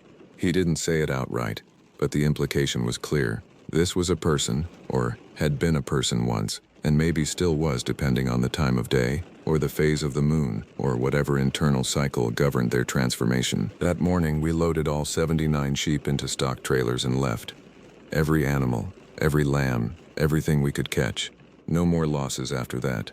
Wade sold the property at the end of the season and moved his operation closer to family land where there were more people, more lights, more witnesses. The pen sat empty through the fall and winter. Fence posts leaning, wire sagging, salt lines still visible in the dry dirt. Months later, at the trading post, I heard from a Hopi man I trust that the previous owner of Wade's property had lost half his flock in one night 5 years back. He'd told people it wasn't coyotes, wasn't dogs, wasn't anything with 4 legs or 2. Nobody believed him then. He sold the land for a quarter of what it was worth and moved to Flagstaff. I don't doubt his story anymore. I've worked plenty of dusk shifts since that week, running stock for other ranchers, fixing fence, doing the hard work that keeps operations running, but never alone and never near those pens. I drive past that spot sometimes on my way to Shanto, and I always look. The fence is gone now, reclaimed by the desert, posts scattered by wind and time, but the ravine is still there, dark and deep, and sometimes, when the light is just right at sunset, I see movement down in the shadows where the willows grow thick. Whatever we chased that week, whatever wore the skin of sheep and walked on 2 legs and 4, I learned something that I carry with me. When we drew a line in the salt and spoke words of warning, it stopped crossing. It tested, it watched, it waited, but it honored the boundary. That was enough for me to understand that whatever it was, whatever it had become, some small part of it still remembered being human. Still understood rules and boundaries and respect, even if everything else had been stripped away by hunger or madness or the simple, brutal calculus of survival in a place that forgives nothing. I don't go looking for explanations anymore. I don't ask questions about what's possible or impossible in the high desert when the storms roll in and the ancient paths open up beneath our feet. I just know that there are places where the old ways still hold power, where lines drawn in salt still mean something, and where some things are better left alone, in the darkness where they've chosen to make their home. That's the truth of it. That's all I know. And God help me, that's all I ever want to know.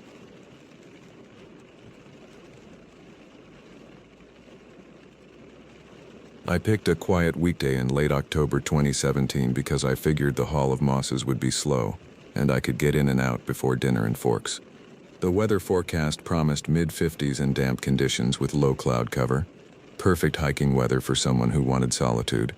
At 32 years old, I'd spent enough time on trails to know that weekday afternoons were my sweet spot for avoiding crowds and finding the kind of peace that only comes from walking alone through ancient trees. In the visitor center, a ranger with graying temples and tired eyes answered a couple of my questions about elk migration patterns.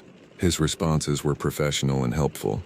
The kind of practiced information delivery you'd expect from someone who'd spent decades explaining the same ecosystem to thousands of visitors. But then, as I turned to leave, he added something that made me pause. His tone shifted slightly, became more casual, almost conspiratorial. If something copies your voice out there, don't answer it. I smiled because it sounded like park humor meant to stick in your head while you're out there. The kind of half-joke rangers tell to keep people alert without actually scaring them away. I'd only ever heard that word, skinwalker, tied to desert landscapes in the Southwest, places I don't live near and have never visited. Temperate rainforest wasn't what I pictured when I'd read about that folklore online during late-night internet rabbit holes. I wanted a short walk on a famous loop trail. That was it. Nothing ambitious, nothing challenging, just a peaceful hour among the moss-draped trees before heading back to Seattle the next morning. The boardwalk was wet but grippy. The treated wood darkened by moisture, but still providing solid traction. The trail climbs a little at first, then levels out, and gradually the sound of the Hoh River becomes more of a distant hush than the roar you hear from the parking area. You can hear steady drips coming off the moss without needing to pretend the forest is doing anything supernatural or mysterious. It's just water condensing and falling. The basic physics of a rainforest ecosystem. I let a pair of hikers pass me early on. A couple in their 50s with expensive gear and the kind of comfortable silence that comes from years of hiking together. I stepped back onto the planks after they rounded a bend and kept a comfortable pace. My boots made soft thuds on the boardwalk, a rhythmic sound that helped me settle into the meditative state I'd come here for. The loop had people behind me. I could hear distant voices and occasional laughter, but I didn't see anyone ahead. It felt calm in the way a weekday afternoon often does out there, which was exactly what I wanted. No crowds, no need to make small talk, just me and the ancient forest doing what it had done for centuries. I noticed the handprints about 10 minutes into the walk. There's a thin green film on the handrail where people don't touch as much, a layer of algae or moss that builds up in the constantly damp environment. In that film were clean ovals, places where a hand had pressed down and slid a little, wiping away the growth. 4 long finger marks, a narrow palm, then a gap of a few feet, and the same pattern repeated. The spacing was wrong. That's what caught my attention first, before I even consciously registered what I was seeing. The prints were too far apart for a normal walking pace along a handrail. Someone would have had to reach, or move in an awkward shuffling gait, or I put my hand next to one for a point of reference. My palm looked blunt by comparison, my fingers shorter and thicker. Whoever made those prints had long, narrow fingers and had put their weight straight down into the rail with considerable force. The clarity of the prints suggested they were recent. The film hadn't had time to regrow. At a corner where the boardwalk turned sharply to follow the terrain, the handprints stopped. Instead, there was a faint scuff mark on the outside edge of the rail, right on top of the rounded surface, as if a foot had stepped onto it instead of around it. The mark was elongated, showing a sliding motion. I told myself someone had tried to do a stupid balance trick and bailed. It's a national park. People do dumb things for social media all the time. I'd seen plenty of evidence of that over the years. Carved initials, trash left behind, damage to fragile ecosystems from people stepping off designated paths. This was probably just another example of careless behavior. I took a few more steps forward, already starting to forget about the prints, and from up the trail, not far ahead, maybe 30 feet around the next bend, I heard my name in my brother's voice. His normal tone, the exact cadence and pitch he uses to get my attention without making a scene. There were no other words attached to it. It wasn't loud or urgent. It sounded precisely like he was standing just out of sight around that curve, waiting for me to catch up. My brother wasn't there. He lives in Colorado and had no idea I was in Washington. We hadn't spoken in 2 weeks, and our last conversation had been a brief text exchange about our mother's birthday plans. The sound made me stop moving because there's no mistaking that tone if you've heard it 1,000 times growing up. Sharing rooms, sharing space, sharing a lifetime of casual communication. I looked at the empty bend ahead, thought about the ranger's joke at the visitor center, and decided right then that I wasn't answering anything. I wasn't stepping off the boardwalk. I wasn't speeding up to investigate or chase whatever that was. My heart rate had increased noticeably, and I could feel the change in my breathing. Shorter, shallower breaths that I had to consciously deepen. I took another deliberate breath, filling my lungs completely, and kept moving forward at the same steady pace. Running would be stupid. Calling out would be stupider. The big nurse log came into view after the next gentle curve. It's one of those massive fallen trees, maybe 8 feet in diameter, with younger hemlocks and small ferns growing along its entire length, feeding on the nutrients from the decomposing wood. The log is featured in half the photographs tourists take on this trail. A perfect example of forest regeneration. Perched on the moss covering the log was a shape that registered as a person for maybe half a second, and then absolutely didn't. It was too lean through the torso, the proportions all wrong in subtle ways that my brain struggled to process. The elbows were pulled back in a way I can only describe as held for control, like someone consciously maintaining an uncomfortable position. The feet were flexed at an angle I couldn't match in my head.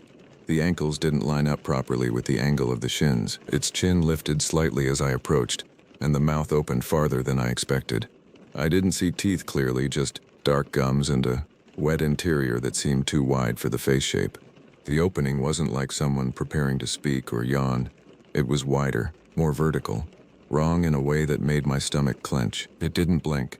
I watched for several seconds and there was no blink reflex at all. I didn't see it breathe either. No rise and fall of the chest. No movement of the shoulders or rib cage. It watched me as if waiting for me to be the one to break, to run, to scream, to do something that would trigger whatever came next in this encounter. I didn't run. I counted in my head to 5, a focusing technique I'd learned years ago to manage stress. 1, 2, 3, 4, 5. It stayed perfectly still, maintaining eye contact the entire time. I shifted my weight backward carefully and slid my shoe on the board so it wouldn't squeak or make any sudden noise. When I'd put maybe 10 feet of distance between us, moving in slow backward steps while keeping my eyes on it, the figure dropped off the log in a vertical motion that didn't match the way any person would climb down from a raised surface. It simply released and descended straight down, like something with completely different joint mechanics. I didn't hear it land over the constant dripping of water from the canopy above. It wasn't trying to hide its presence. It was just there on the log, and then down on the ground, and the shape of it standing among the ferns looked tall and somehow flat, difficult to track properly in my peripheral vision. The proportions kept confusing my eyes, making it hard to maintain a clear sense of where it was in space. I adjusted my plan to something simple and actionable. Do not leave the boardwalk under any circumstances. Keep it in front of me where I could see it clearly, or off to the side within my field of vision, and back out in a straight line if necessary.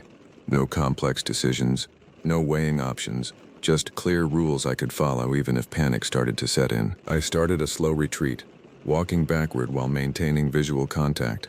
When I sped up my steps, it sped up, moving through the undergrowth at exactly the same pace. When I slowed down to test the pattern, it slowed down to match. It never crossed onto the boardwalk or even approached the wooden structure. Instead, it moved through the understory in a line that kept it parallel to my position, with ferns and small hemlock saplings between us. When I looked to the right, making quick glances to check its position, it was already looking back at me. It didn't duck behind trees or make any attempt to hide. It didn't posture aggressively or show teeth in a threat display. It just matched my pace without making a sound I could catch over the ambient forest noise. The absence of footsteps, of breathing, of any normal sound of movement made everything worse than if it had been crashing through the brush or making obvious threatening gestures. I forced myself to say normal things out loud, breaking the silence with my own voice. Slick board here. Watch your step. Moss is thick on this section. Meaningless observations. A running commentary on trail conditions. Because the ranger's joke about copied voices lived in my head rent-free now, and I wanted my own voice to be the only one present. The only one I might be tempted to respond to. My throat felt tight. My voice sounded strained even to my own ears. But I kept talking. 2 hikers appeared ahead of me on the trail. A woman in a blue rain jacket and a man with a small gray day pack. Relief flooded through me at the sight of other people. Witnesses, company, safety in numbers. I didn't try to act casual because I didn't have the energy for performance. My face must have shown exactly how I felt. "Can you walk with me, please?" The words came out more urgent than I intended. They saw my expression and didn't argue or ask questions. The woman's eyes widened and the man immediately looked around, assessing the situation. I pointed to the right, not entirely sure what they'd see through all that dense green vegetation and the low light under the thick canopy.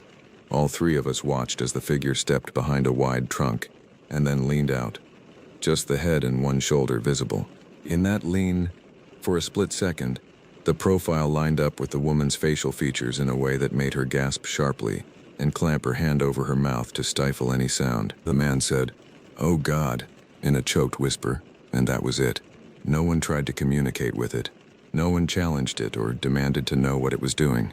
We stood there breathing hard for a long 3 seconds that felt like minutes, and then the 3 of us moved together at a steady pace toward the trailhead. We kept a formation without explicitly planning it, some instinct for group safety taking over.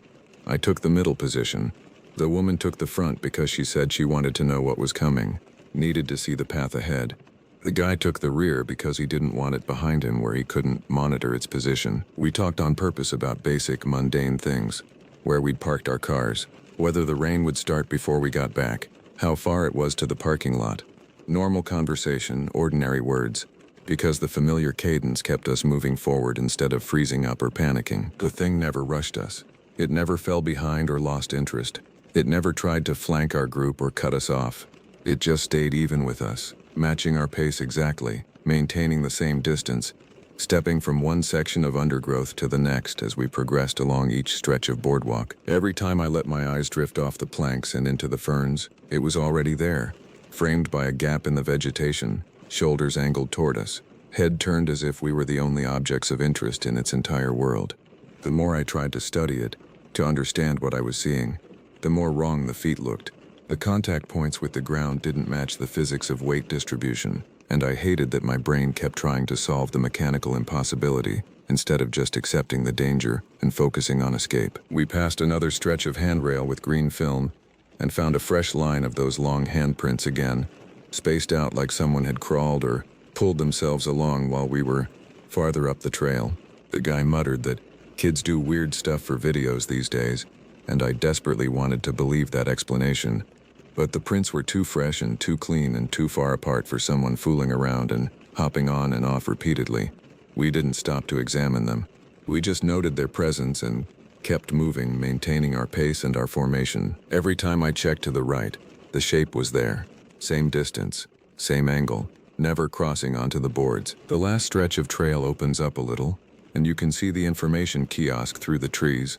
A car turned into the parking lot while we were still under the canopy, and the headlights swept across the first line of trunks beyond the road, illuminating the forest edge. In that wash of light, the figure was fully upright and visible in a way it hadn't been under the shadows.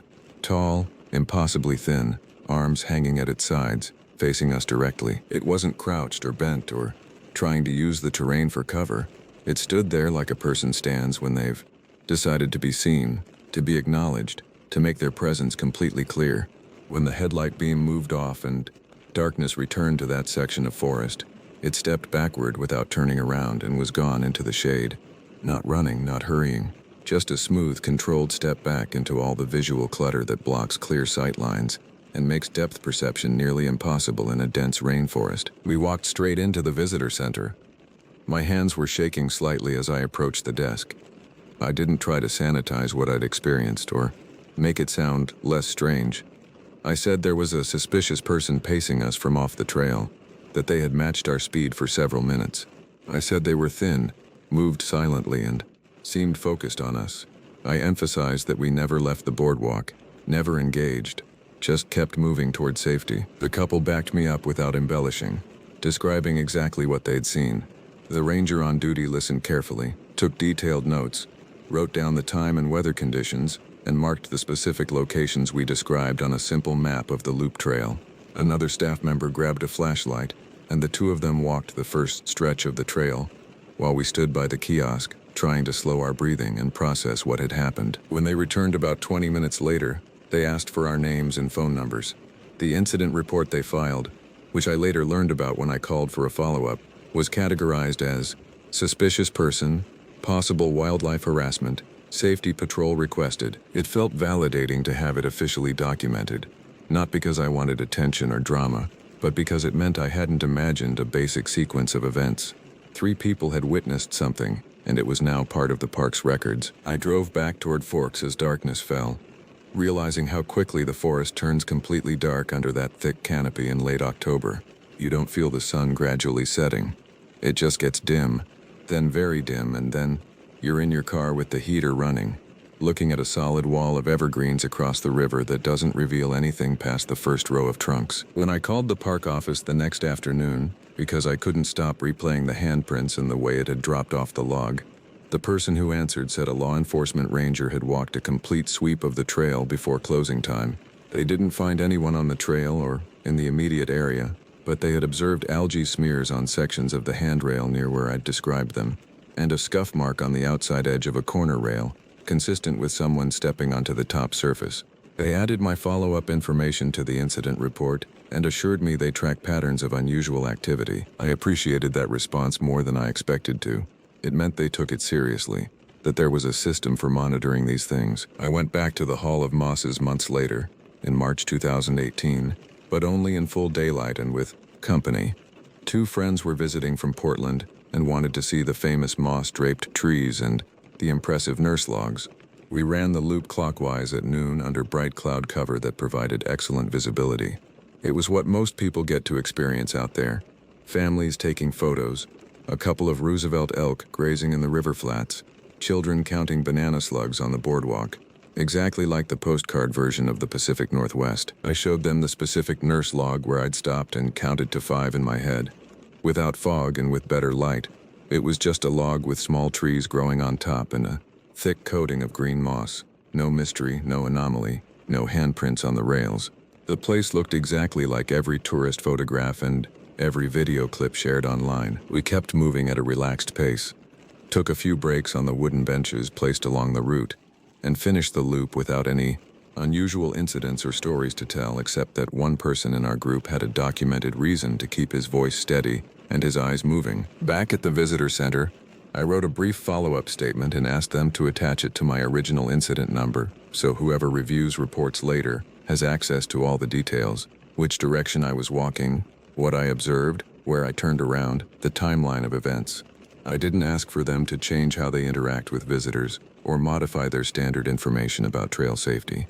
But if someone were taking bets, I'd put serious money on the fact that the joke about copied voices didn't originate from nowhere.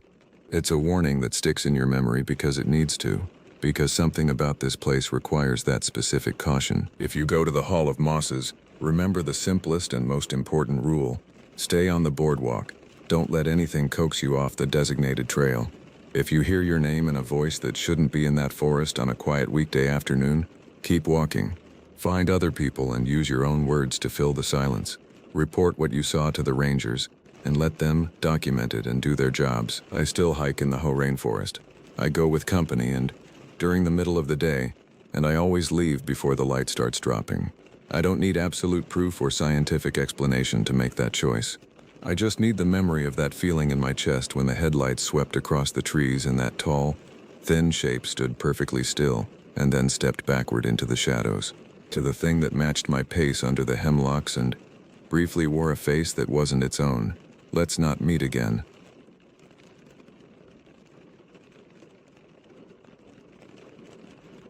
I went up to Max Patch for one easy night and a sky full of stars. Nothing complicated. I topped off the tank in Hot Springs, North Carolina, grabbed a bottle of water and some chips, and told the cashier where I was headed. He leaned across the counter, his face suddenly serious beneath the fluorescent lights. "Don't stay on the bald after midnight," he said, his voice dropping low enough that I had to lean in. "Things walk up there that shouldn't." He used the word skinwalker, and I filed it with tall tales and campfire talk, the kind of story locals tell to unsettled tourists. The plan was simple: hike the loop, sleep high, leave early. I took I-40 to the Harmon-Den exit and crawled the gravel of Max Patch Road until the woods opened and the parking lot appeared. My hiking partner, a friend named Greg from college, sat in the passenger seat checking his phone one last time before we lost signal. The air was cool when we stepped out, carrying that particular mountain crispness that makes your lungs feel clean. The sky was clear enough to trace plains sliding east and a rising moon that would make a headlamp optional once it climbed. I signed the trail register at the board, noting only 3 other names from earlier in the day. I cinched my pack, feeling the familiar weight settle across my shoulders, and stepped out onto the mowed path that rings the bald, open ground in every direction. No cover, no tricks, just grass and sky and the kind of exposure that feels liberating in daylight. Golden hour makes that hill look soft. It isn't, but the grass takes the light in a way that makes you underestimate how exposed you are. The Appalachian Trail cuts north-south across the crown, with a short blue-blazed spur dropping to the lot. I picked a spot just off the loop, 20 paces from the AT sign, and set the tent low because of the wind. The nylon rippled and snapped as we staked it down, each gust reminding us there was nothing between us and weather for miles in any direction. Greg and I ate fast and kept our trash tight, stuffing wrappers deep into a bear bag we'd hang later. A pair of headlamps bobbed on the south side where another group had settled, their voices reaching us in fragments across the open field. Somewhere toward Brown Gap, coyotes called back and forth. The sound was harmless from that distance, almost musical in its rhythm. It just confirmed we weren't alone on the mountain in the strict sense. Nothing strange yet, just the mild tension of being on a wide open hilltop with everything visible and no good place to disappear if you wanted to. The temperature dropped as the sun touched the ridgeline. I pulled on a fleece and sat on my sleeping pad, watching the light drain from the grass. That's when the feeling started, subtle at first, the sensation of being observed, not the casual awareness of other campers, but something more focused, more patient. I told myself it was the openness playing tricks, the way exposure makes you hypersensitive to movement. I saw the figure when I stood to stretch. It was at the far edge of the field, perhaps 200 yards away, a dark cutout against the sky where the grass gives way to slope. I thought it was a post or trail marker, until it shifted one shoulder. It didn't sway in the wind the way a person unconsciously does when standing still. It held so still I felt it before I understood it, the way you sense a spider on the wall before you actually see it. I lifted my headlamp and gave a quick blink, not to blind anyone, just to find out if they'd wave back or call out. Standard trail courtesy. The beam touched a pale oval where a face would be, but the distance made details impossible. What happened next made my stomach clench. The figure dropped to all fours in one smooth motion, like someone who'd practiced the movement 1,000 times, and slipped over the crest. No stumble, no scramble, no human awkwardness. Just a controlled vanish that left no sound behind. Did you see that? Greg was standing now, his hand frozen halfway to his water bottle. We looked at each other and ran through the normal options. Prank, animal, hiker messing around. But none of those fit how it moved. The speed was wrong. The fluidity was wrong. Most of all, the silence was wrong. We told ourselves it was a person keeping low out of the wind. Maybe someone who'd smoked too much and was being weird. That explanation didn't make sense, but it was easier than the alternatives. We needed it to make sense, so we forced it to. Night arrived clean and quick. The moon rose to a point where the whole bald turned silver and shadows went sharp, each blade of grass casting its own thin line of darkness. Greg walked up the path about 50 yards to get a clearer look at the Milky Way, his silhouette small against the vast dome of stars. I stayed by the tent, tightening a strap that didn't need tightening, thinking about the long drive home in the morning and whether I'd stop for coffee in Hot Springs. When I swept my headlamp across the slope out of habit, something rose from the grass where the hill breaks. My breath caught. It stood too tall by a little, maybe 6.5 feet, and bent at the knees in a way I still can't diagram with normal anatomy. The joints seemed to hinge at the wrong angles, as if the bones inside didn't follow the standard human blueprint. The arms were long, hanging past where the hips should be. The shoulders were narrow, almost delicate, but the posture suggested strength held in check. The face looked thin and pulled tight over hard angles. The cheekbones too prominent, the jaw too narrow. The eyes reflected flat white in the light, like a deer's but without the liquid depth. No hint of color, no blink, no biological response to the sudden brightness. It was 10 feet away, well inside the cone of my lamp, close enough to show details I wish I hadn't seen. Close enough that I could see its chest wasn't moving with breath. It spoke in Greg's voice, the timbre and rhythm perfect. "You're fine. Keep watching." I spun toward the path, my heart hammering so hard I could feel it in my throat. Greg was still behind me, 30 yards back, hands in his pockets, his face confused. "What?" he called. He'd heard it too. Same words, same cadence. The sound didn't come from him. It came from the thing standing 10 feet away, wearing his voice like a stolen coat. I shut off the lamp, my thumb fumbling with the switch. In the moonlight it was still there, a clear silhouette that didn't melt into the background once the beam was gone. Moonlight is supposed to soften things, blur edges, make identification difficult. Not this time.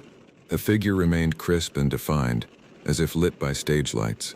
It tilted its head past what a neck should allow, rotating at least 45 degrees beyond normal range, and held it there, as if measuring an angle or studying a specimen. "Are you okay?" Greg called out, the standard hiker question for someone acting strange.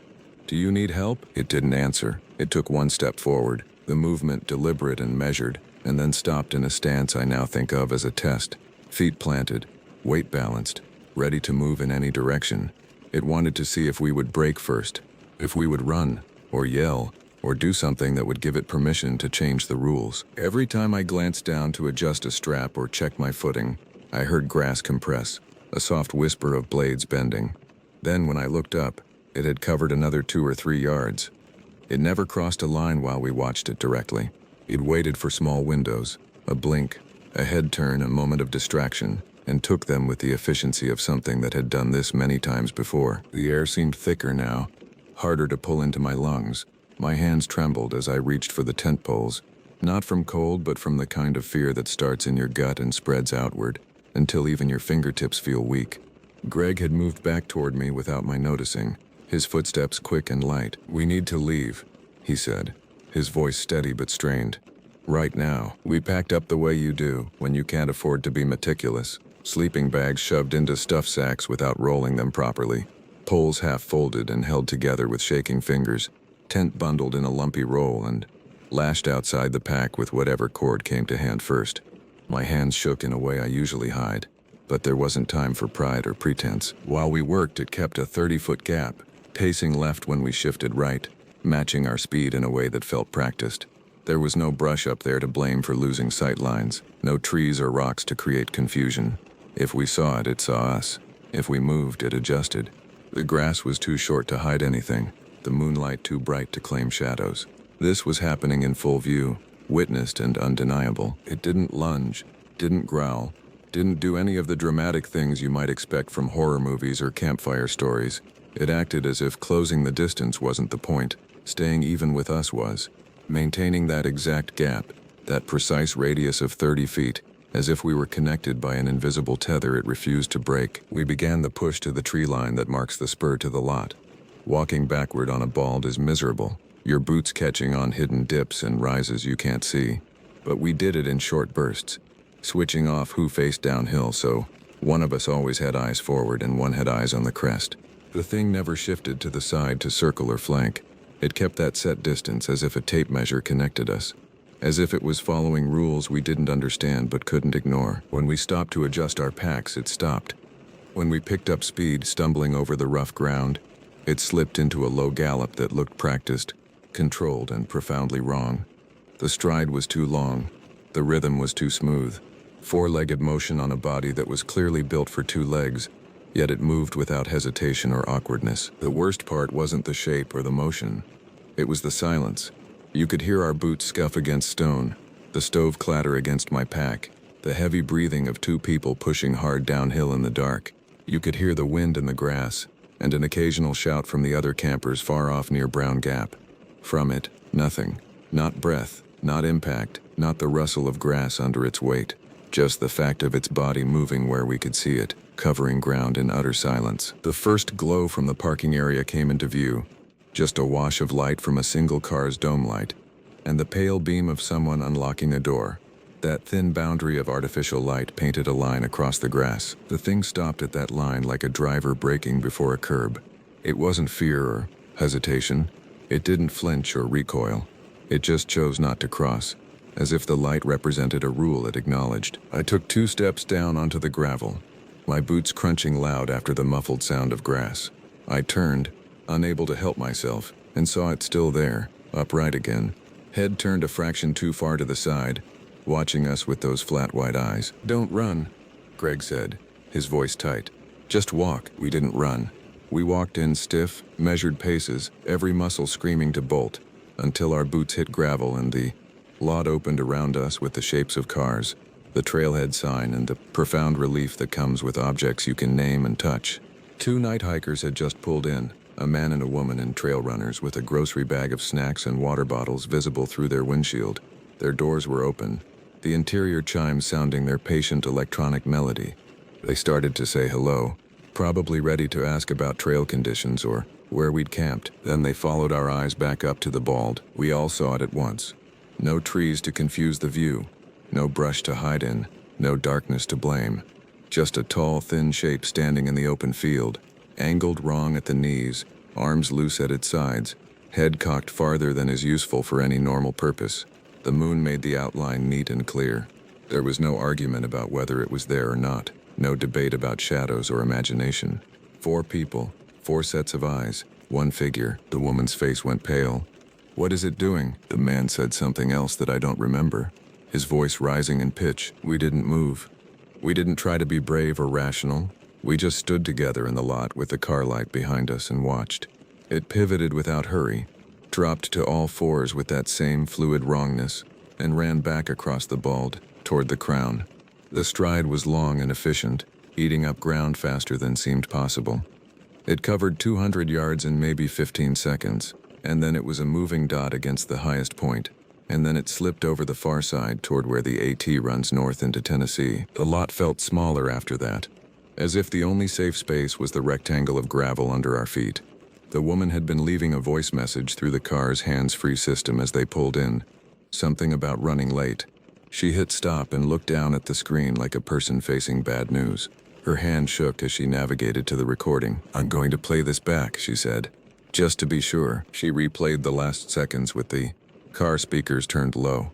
You could hear our boots crunch on gravel and the door chime, and then my voice, clear and distinct. "I'm fine." I hadn't said those words. I'd been gasping, trying to catch my breath, silent except for the sound of air moving in and out of my lungs. We compared what each of us heard in the moment, and how it didn't line up with what the recording captured. That was the detail none of us liked talking about later. The thing could mimic voices well enough to fool a microphone, well enough to create sound waves that registered on digital recording equipment. We called the non-emergency line for the Madison County Sheriff's Office from the lot. A deputy met us at the trailhead sign 20 minutes later, his cruiser's headlights bright and reassuring against the darkness. He was tired in the way that comes from long nights and short patience for stories that end with, "Maybe it was a person." He took our names, wrote up an incident number on a card, and told us to camp lower if we planned to stay out late. He didn't laugh and he didn't roll his eyes. He just kept his pen moving, filling in boxes on a form he'd probably filled out before. We gave him the time window and the rough positions on the loop. Where we set up, where it stood, where it stopped when the car light touched the grass. He asked if we had pictures. We didn't. Who thinks to photograph something when your body is screaming at you to run? He asked if anyone had been drinking. We hadn't. He told the new arrivals they might want to come back in the morning if they weren't set on a night hike.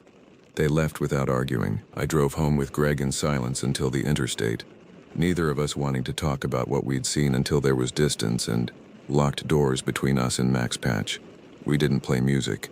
The radio chatter felt like it would break whatever thin layer was keeping the night separate from the car. The terror contained in that one place instead of following us home. Back in town, I wrote the account with only the parts I could defend. The arrival, the figure on the skyline, the movement on all fours, the 30-foot pacing, the hard stop at the light from the lot. I posted the incident number and a simple diagram of the bald with an X where we stood, and another X where it stood. I didn't add theories. I didn't call it anything specific. I used the word skinwalker once because the cashier had, and because it helped set the frame for what we ignored until we couldn't. A day later, the hikers emailed the audio clip from their car's system. The timestamp lined up with the moment it spoke in Greg's voice on the hill, and then later when it used mine in the parking lot. "You can hear me breathe hard," and the chime ping, and then the sentence I don't remember saying, in my voice, with my inflection. We kept that file between the four of us and the deputy. We didn't post it. We didn't try to clean it up or enhance it. We didn't ask strangers on the internet to analyze it or explain it. It serves one purpose for me. It confirms that the line between what you hear and what is actually said can be crossed by something that chooses to cross it. Something that understands voices well enough to replicate them perfectly, down to the smallest vocal quirk. Here's the part that matters if you hike there. Max Patch is beautiful in the day. Go early, bring a jacket, take the loop, enjoy the view, count the mountain ranges stretching to the horizon. Let the wind clear your head. But when the sun drops and the grass turns the color of steel and the lot light starts to wash a weak boundary across the first rows of blades, you should be off the crown and headed down. I still visit. I eat a sandwich on the summit, count the ranges, and let the wind work its usual magic. I leave before dark. I don't test the edge where the open field meets the first glow of parked cars. I don't give anything up there a chance to measure the distance between us again.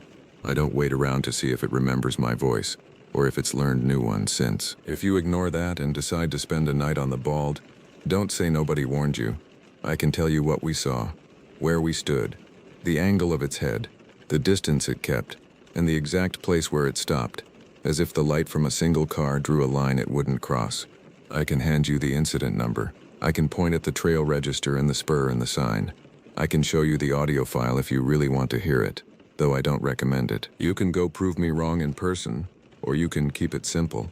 Watch the stars from lower ground and let the top of Max Patch belong to whatever holds it after midnight. The hill won't argue. It doesn't need to. The open field says enough without a sound, and what walks there at night doesn't need to explain itself to anyone. It just waits, patient and silent, for the next person who thinks the rules don't apply to them. I learned mine. I hope you learn yours before you have to.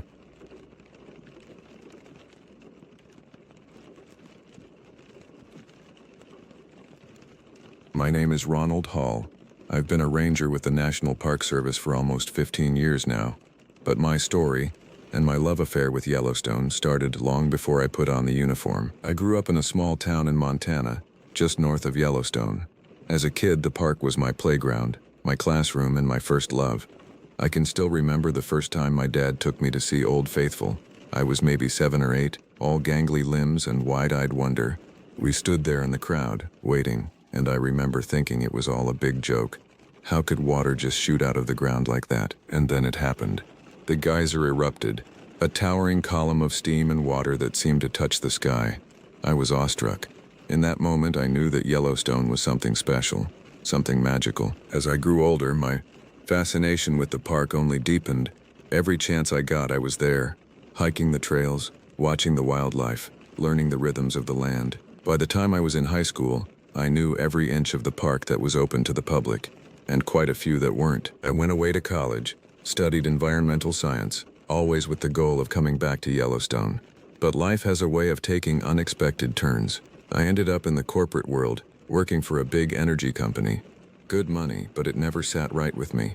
Every time I had to write a report justifying some new drilling project, I felt like I was betraying that wide-eyed kid who'd fallen in love with Old Faithful. It took me 30 years to find my way back.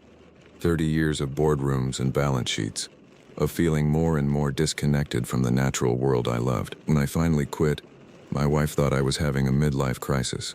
Maybe I was. All I knew was that I needed to get back to Yellowstone. I applied to the National Park Service the day after I quit my job. I was 57 years old, competing against kids fresh out of college. But I had something they didn't, a lifetime of love for the park, and a determination to protect it. To my surprise, they hired me. I like to think it was my qualifications, but sometimes I wonder if they just needed someone who could afford to work for government wages. Those first few years as a ranger were like coming home. Every day I'd put on that uniform, pin on that badge, and feel a sense of pride I'd never known in all my years in the corporate world. I was where I belonged, doing what I was meant to do. But Yellowstone, for all its beauty, isn't always a gentle place. It's a land of extremes, boiling hot springs and freezing winters, peaceful meadows and violent volcanic activity. And as I was about to learn, it held secrets far darker and more terrifying than I could have imagined. It was the fall of 2016 when things started to change. I'd been a ranger for about 12 years by then, mostly doing backcountry work, trail maintenance, wildlife surveys, the occasional search and rescue when some unprepared tourist decided to go off trail and got themselves lost. October in Yellowstone is a special time. The summer crowds have gone, leaving the park to those of us who call it home year-round. The air gets crisp, carrying the scent of pine and wood smoke. The aspens turn a brilliant gold, standing out against the deep green of the pines like nature's own work of art. I was out on the Pelican Valley Trail, doing some routine maintenance. It had been a busy summer, and the trail was showing the wear and tear of thousands of boots. I was hauling fallen timber, clearing the path, enjoying the quiet. That's one of the things I love most about the backcountry, the silence. Not complete silence, mind you. There's always something if you listen close enough. The whisper of wind through the trees, the distant call of an elk, the scurrying of small creatures in the underbrush.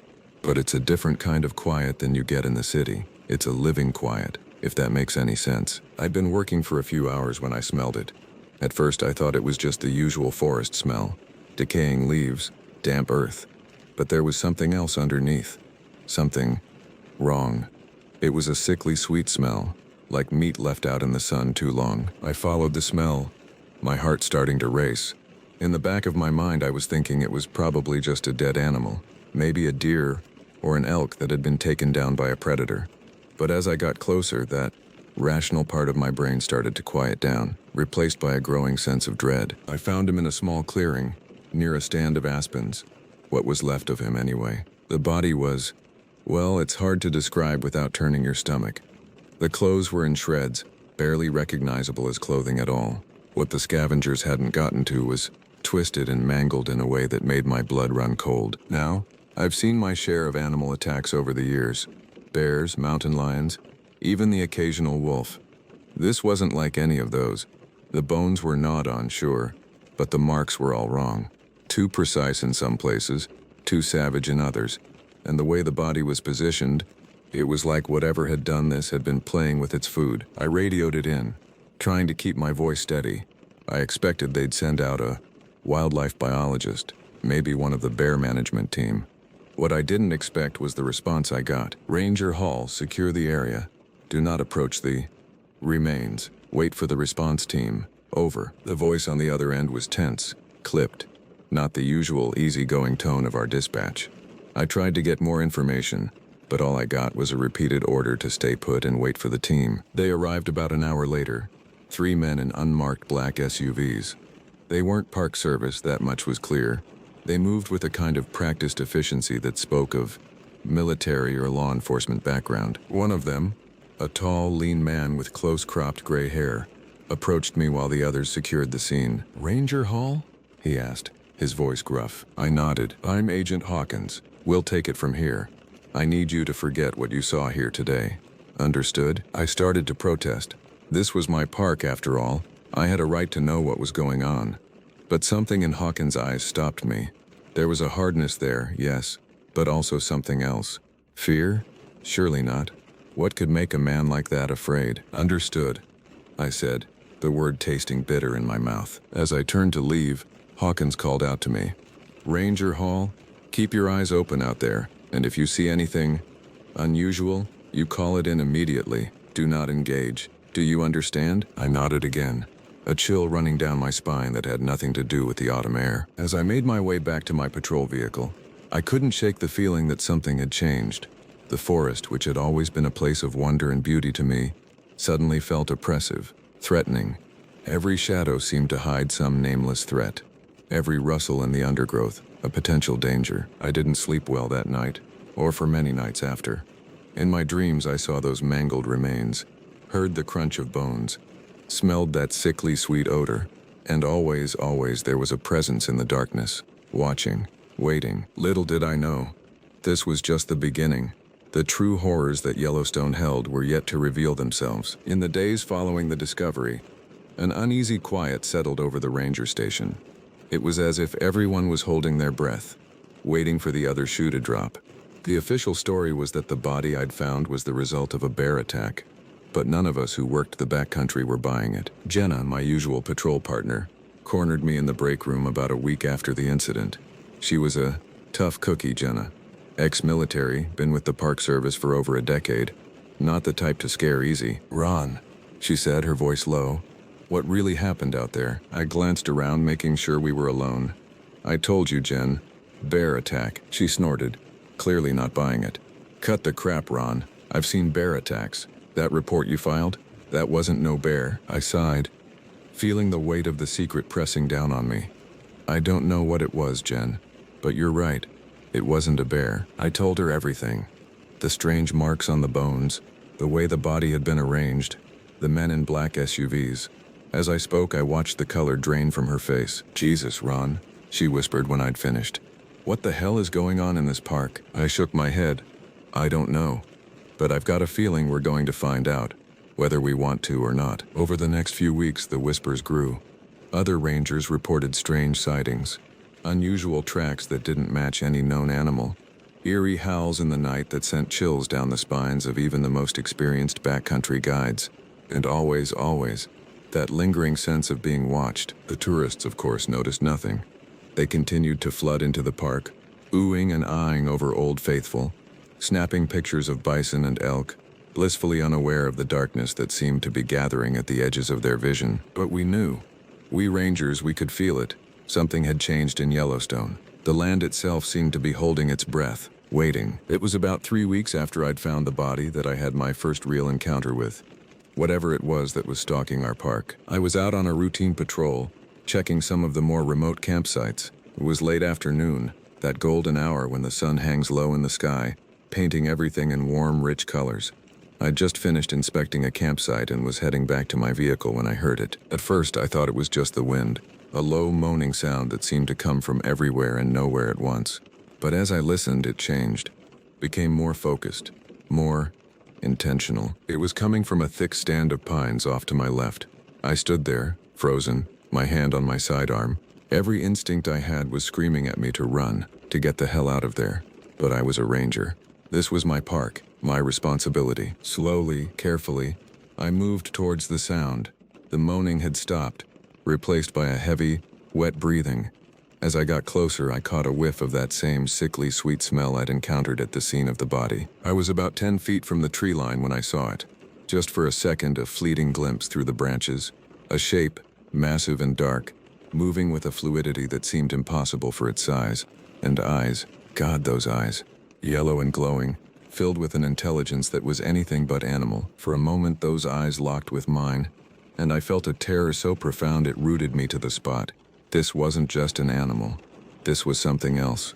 Something that didn't belong in this world. And then it was gone. The shape melted back into the shadows, leaving nothing but the rustling of branches and that lingering, awful smell. I don't remember much about the trip back to my vehicle.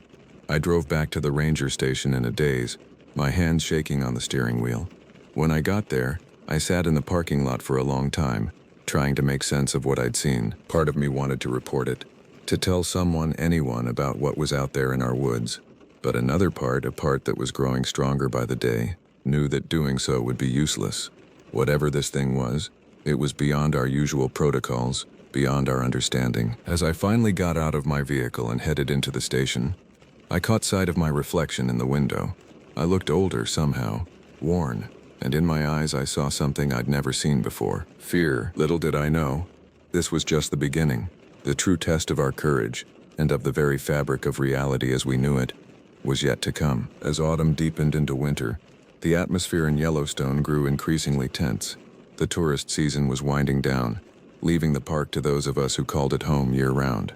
But unlike previous years, when the quiet months were a welcome respite, this winter brought with it a sense of foreboding. More sightings were reported, strange tracks in the snow that didn't match any known animal, eerie howls that echoed through the valleys, setting the wolves to answering with their own mournful cries. And always, that sense of being watched. The higher-ups tried to keep a lid on things. Official reports spoke of unusually active wildlife, of natural phenomena that were under investigation, but those of us on the ground knew better.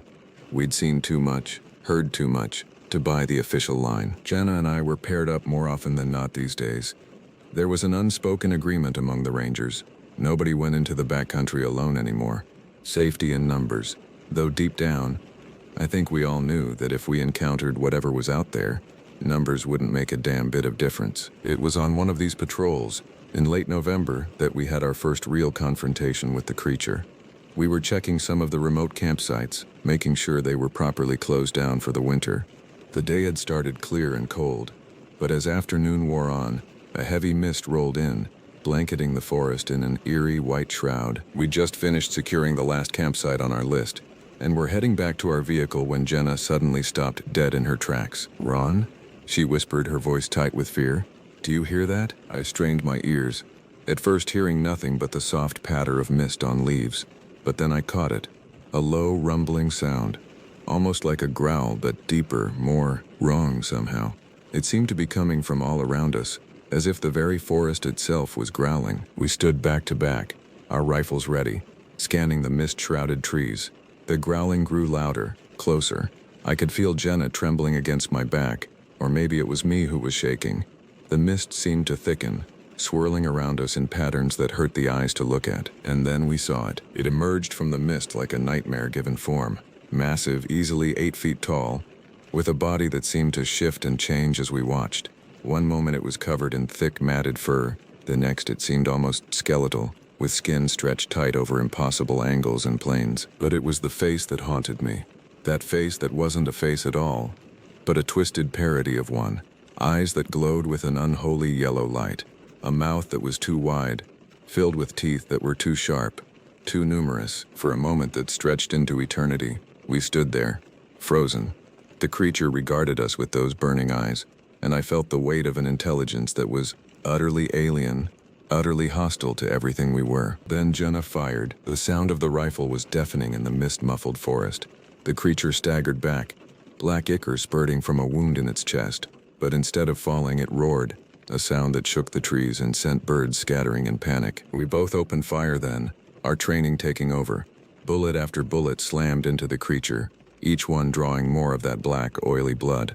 But it kept coming. its form seeming to flow around the wounds, healing even as we inflicted them. It was almost upon us when I heard the thunder of more gunfire. A group of figures burst from the mist, other rangers, drawn by the sound of our shots. The creature, faced with this new threat, let out one final, earth-shaking roar before melting back into the mist. We stood there, panting, our ears ringing from the gunfire. The other rangers approached cautiously, their eyes wide with shock and disbelief. What the hell was that thing? One of the other rangers, a young guy named Mike, asked. Nobody answered. What could we say? How could we explain what we'd just seen, what we'd just fought? In the days that followed, the park went into lockdown.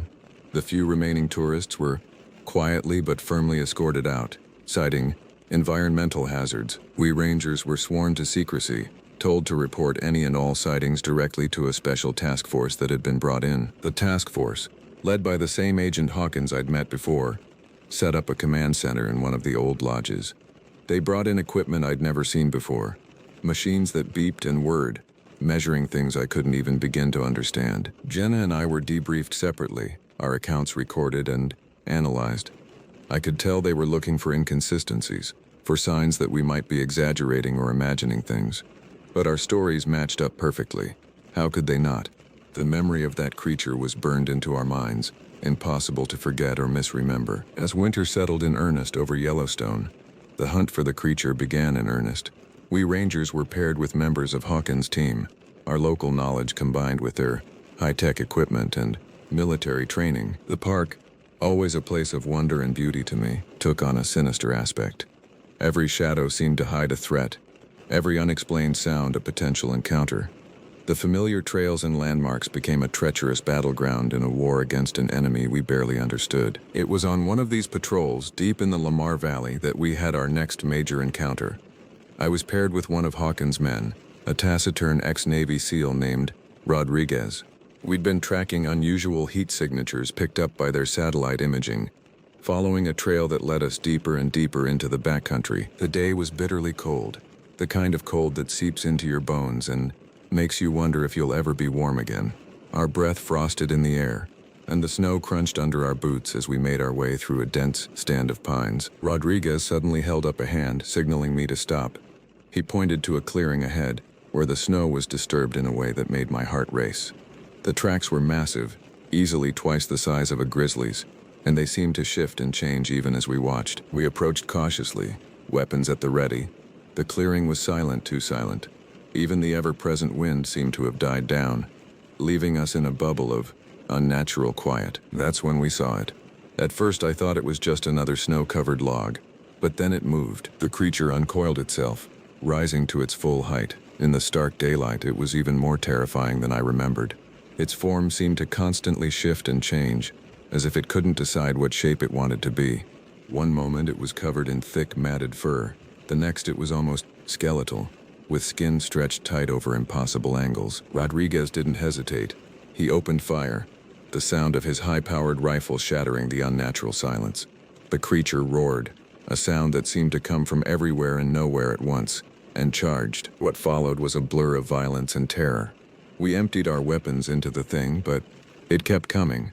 I saw Rodriguez go down, swatted aside like a rag doll by one massive clawed hand. Then it was on me. The stench of it was overwhelming, a mix of rotting meat and something older, more alien. Its face, if you could call it that, was inches from mine. Those glowing yellow eyes bored into me, and I felt the weight of an intelligence that was utterly inhuman, utterly malevolent. I thought I was dead. I knew I was dead. But then, just as the creature's jaws were about to close on my throat, something extraordinary happened. The air itself seemed to tear open. There was a sound like reality breaking, and a blinding light that seared my eyes even through closed lids. When I could see again, the creature was gone. In its place was nothing, a void in the shape of the creature, as if it had been cut out of the world. Rodriguez and I were airlifted out, both of us in shock. The official report said we'd had a close encounter with a bear, but we knew better. Something had happened out there in the Lamar Valley, something that defied explanation. In the weeks that followed, more strange events occurred. Portals like the one we'd seen began opening up all over the park. Sometimes they'd spit out more creatures, other times they'd suck things in, trees, rocks, even water from the rivers and lakes. Hawkins' team worked around the clock, trying to understand what was happening. They brought in scientists, theologians, even a few people who looked more like New Age mystics than government agents. The truth, when it finally came out, was stranger than anything we could have imagined. Yellowstone, it turned out, wasn't just a national park. It wasn't even just a supervolcano. It was a nexus, a weak point in the fabric of reality. The geothermal activity that made the park famous was just a side effect of the real energy that pulsed beneath the surface, the energy of other dimensions pressing against our own. The creature, or creatures as we now knew, weren't from our world at all. They were from somewhere else, someplace so alien, so utterly foreign to our reality, that merely existing in our dimension caused them pain and drove them to lash out. But why now? Why, after millennia of relative peace, was the veil between worlds suddenly thinning? The answer, ironically, lay in our efforts to protect the park. The changing climate, the careful management of wildlife populations, even our efforts to prevent wildfires, all of it had upset a delicate balance. We'd been so focused on preserving the Yellowstone we could see, that we'd inadvertently weakened the barriers holding back the Yellowstone we couldn't see. The knowledge of what we were really dealing with didn't make our job any easier. If anything, it made it harder. How do you fight something that, by its very nature, doesn't fully exist in your reality? But fight we did. Rangers and special forces, scientists and shamans, all working together in a desperate bid to close the rifts and drive the creatures back to their own dimension. It all came to a head on a cold, clear night in February. The largest rift yet had opened near Old Faithful, a gaping wound in reality that pulsed with otherworldly light. Creatures poured through, more than we'd ever seen before. I was there, along with Jenna, Hawkins, and what felt like every able-bodied person left in the park. We had weapons blessed by priests, coated in mixtures concocted by scientists, imbued with energies by the New Age mystics. Whether by faith, science, or sheer desperate belief, they worked. The battle was like nothing I'd ever experienced. Reality itself seemed to warp and bend around us. I saw things that night that my mind still shies away from, horrors that defy description, but we held the line. Inch by bloody inch, we drove them back. And then, just when it seemed we might be overwhelmed, Old Faithful erupted. But it wasn't water that shot into the sky. It was light, pure and blinding. The geyser had always been a gateway, we realized, not just to the geothermal wonders beneath the park, but to the very energy of our world. The light engulfed everything. I heard the creatures shriek, their cries fading as they were driven back through the rift.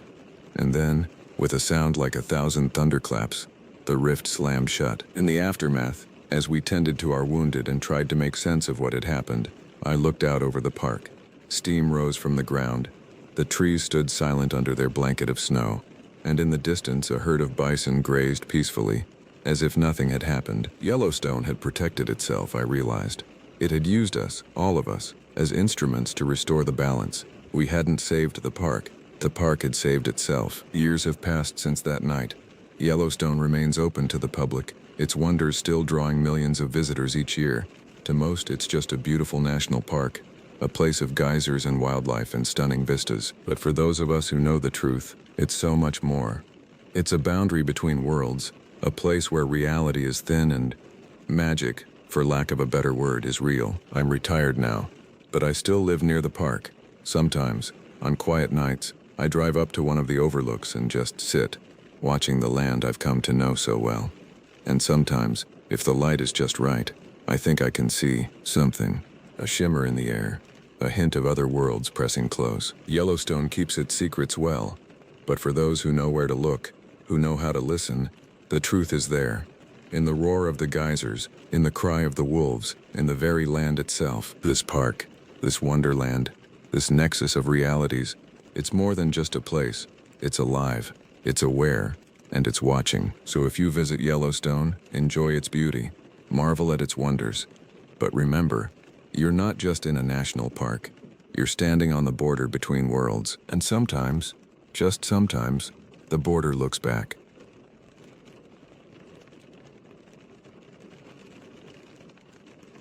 It was late August of 1987 when I found myself driving through the back roads of northern Minnesota. The sun was sinking low on the horizon, painting the sky in hues of orange and purple that filtered through the dense canopy of pine and birch trees. I'd been working as a seasonal ranger for the Chippewa National Forest for nearly 6 years by then, and the winding dirt roads felt as familiar to me as the lines on my own palm. My name is Michael Birdwing, and I've spent most of my life in these woods. Growing up on the White Earth Reservation had taught me to appreciate solitude and the outdoors, so being out here suited me just fine. My friends always joked that I was more comfortable with trees than people, and I couldn't really argue with that. As I navigated the old Ford pickup through a particularly rough stretch of road, my mind wandered back to my childhood. I remembered my grandfather, a respected elder in our community, teaching me about the spirits of the forest. "The woods are alive, Michael," he'd say, his weathered hands gesturing to the trees around us. "They have stories to tell, if you know how to listen." Back then I thought he was just trying to scare me into respecting nature. Now, after years in the Forest Service, I wasn't so sure. The radio crackled to life, startling me out of my reverie. "Ranger Birdwing, come in." "Over." I recognized the voice of Diane, our dispatch operator. I picked up the handset. "This is Birdwing." "Go ahead, Diane. Just checking in on your status. You heading up to the old fire lookout near Itasca?" "Affirmative," I replied, squinting as the fading sunlight hit my eyes at just the wrong angle. "Should be there in about an hour, maybe less if this road cooperates." "Copy that. Remember, we've had those reports of missing campers in the area. Keep your eyes peeled for anything unusual." I felt a slight chill run down my spine at her words. The missing campers. 3 in the past month, if I remembered correctly. It wasn't unheard of for hikers to get lost in these parts, but 3 in such a short time was unusual. "Will do, Diane. I'll radio in when I reach the tower." Birdwing out. As I replaced the handset, I couldn't shake an uneasy feeling. The forest seemed different somehow, more watchful. I shook my head, trying to clear away the ridiculous notion. Forests don't watch, they just are. The sky had been clear when I started my journey, but as I drove deeper into the wilderness, thick clouds began to roll in, casting a gray shadow over the tree line. The narrow dirt road felt more like a game trail now, flanked by towering pines that seemed to lean in, swallowing up what little remained of the evening light. I knew this road well, having patrolled this stretch countless times, but something about the air felt heavier than usual.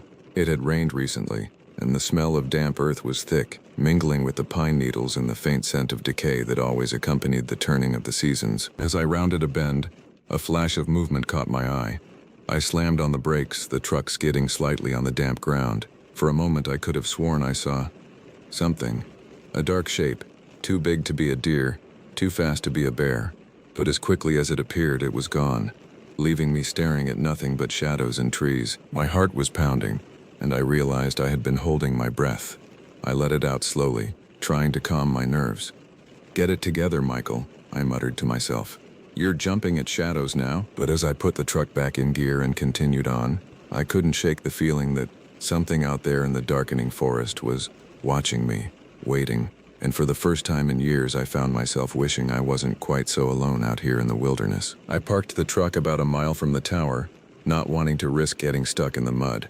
The rain had picked up, a light drizzle that seemed to hang in the air more than fall.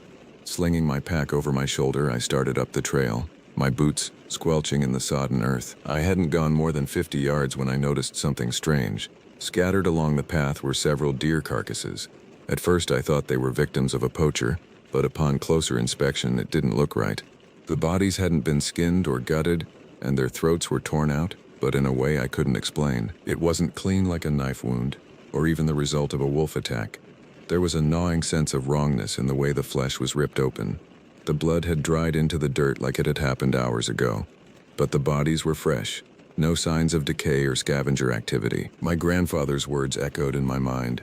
"The forest has its own hunters, Michael, some older than the trees themselves." I shook off the thought. This was no time for ghost stories. My instincts told me to turn back, but curiosity and duty kept me moving forward. What was I going to tell my supervisor? That I left because of a few dead deer? I kept walking, though I unholstered my sidearm, an old torn .357 Magnum that I'd kept since my rookie days. Its weight was reassuring in my hand, even as a voice in the back of my mind whispered that it might not be enough. As I got closer to the tower, I noticed the usual sounds of the forest were gone. No birds, no wind in the trees, not even the distant hum of crickets. The silence felt suffocating, broken only by the soft patter of rain and the sound of my own breathing. Then I saw it, barely 30 yards ahead. Something was crouched near the base of the fire tower, and it was feeding. My first thought was that it was a bear, maybe a wolf. But as I stepped closer, I realized it wasn't like anything I had ever seen. It was huge, easily over 7 feet tall if it had stood upright, with hunched shoulders covered in matted fur. The way it moved was unsettling, like it wasn't built to move on all fours, but did so out of necessity. Its limbs were too long, the back legs too short, giving it a lopsided, almost unnatural gait. I could see its mouth working over something, probably the remains of one of the deer.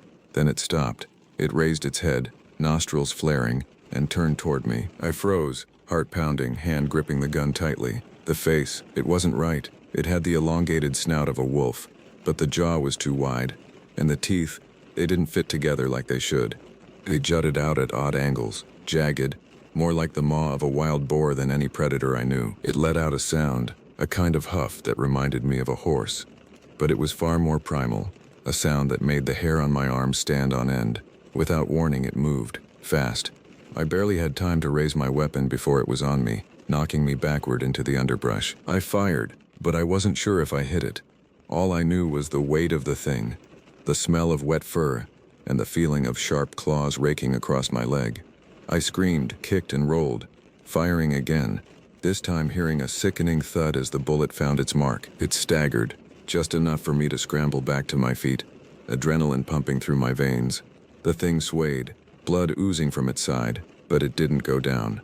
I kept my gun trained on it, not sure whether to shoot again or run. But before I could decide, it turned and bolted into the woods, disappearing into the thick underbrush with a speed that didn't seem possible for something its size. For a moment I stood there panting, bleeding, trying to wrap my head around what I had just seen. Then I realized something. It had dropped whatever it had been eating. I forced myself to walk over to the base of the tower, my leg throbbing with each step. Lying there, half hidden in the grass, was the body of a young man, no older than 20. His throat had been ripped out, the same way as the deer. He wasn't dressed like a hiker. In fact, his clothes looked more like they belonged to a college kid. Jeans, a faded hoodie, sneakers. The missing camper, no doubt. I radioed for backup, though I knew it would take them hours to reach me. "This is Ranger Birdwing," I said, my voice shaking more than I'd like to admit. "I'm at the old fire tower near Itasca. I've found one of the missing campers, and something else. Send everyone you've got." "Copy that, Ranger Birdwing," Diane's voice crackled back, concern evident in her tone. "Are you injured?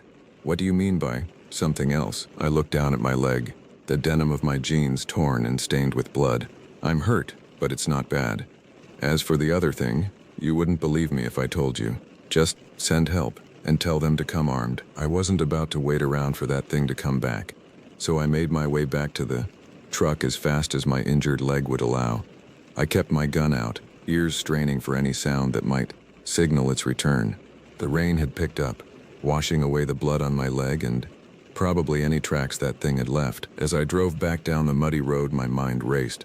What was that creature? Some kind of mutant wolf? A bear with a deformity? Or something else entirely? Something that shouldn't exist in this world? I remembered the stories my grandfather used to tell, tales of shapeshifters and forest spirits that could take on monstrous forms. As a kid, I dismissed them as just that, stories. Now, I wasn't so sure. When the search team arrived, they found the body exactly where I said it would be. There was no sign of the creature, but I didn't care. The boy's body was there, along with the remains of the deer, and that was all the proof I needed that what I had encountered was real. The official report called it a wolf attack. They said it was rare but not unheard of in that area.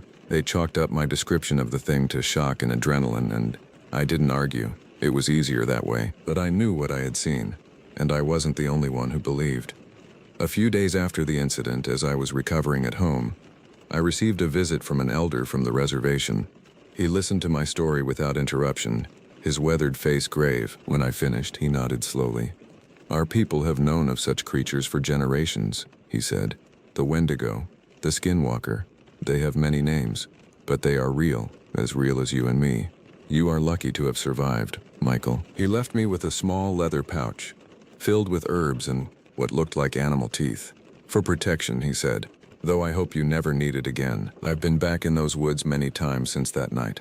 I had to be. It's my job. but I've never seen that creature again.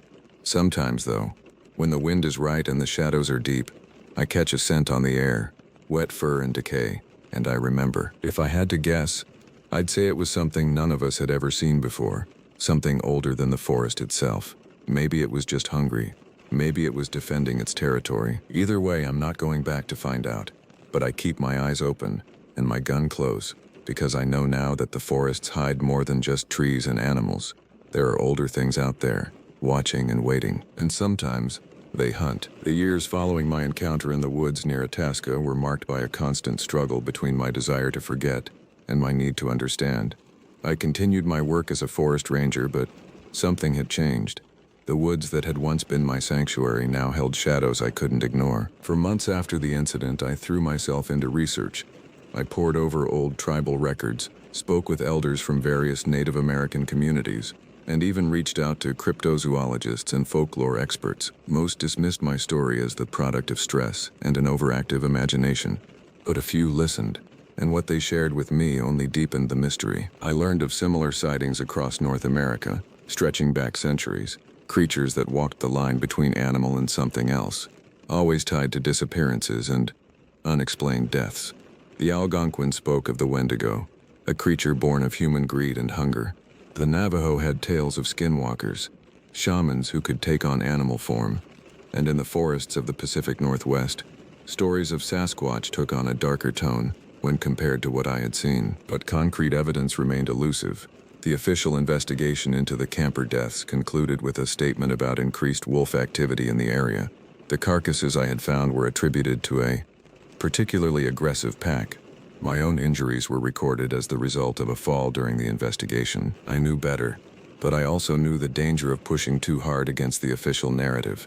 So I kept my head down and did my job, all the while keeping my eyes open for any sign that the creature might return. 5 years after the incident, I had almost convinced myself it had been a one-time event. Then the disappearances started again. This time, it wasn't campers. 3 hunters went missing over the course of a month, all within a 10-mile radius of the old fire tower. I was part of the search team, and this time, I was prepared. I carried not only my service weapon, but also the protective charm the elder had given me years before. As we combed the woods, I felt a familiar unease settle over me. The forest was too quiet, the shadows too deep. We found 2 of the hunters, or what was left of them. The scene was eerily similar to what I had encountered years before, bodies torn apart, with no signs of typical predator behavior. The 3rd hunter was never found. As I stood there staring at the grisly scene, I caught a glimpse of movement at the edge of the clearing. For a split second I saw it, the same elongated snout, the misshapen body, the eyes that seemed to glow with an inner light. Our gazes locked, and in that moment I knew 2 things with absolute certainty. First, this creature, whatever it was intelligent. It recognized me, just as I recognized it. And second, this was its territory. We were the intruders here. As quickly as it appeared, it vanished into the underbrush. I reported the sighting, but no one else had seen it. Once again, I was left with more questions than answers. In the years that followed, I rose through the ranks of the Forest Service. I used my position to implement stricter safety protocols for campers and hikers, and to quietly keep tabs on any unusual animal activity in the area.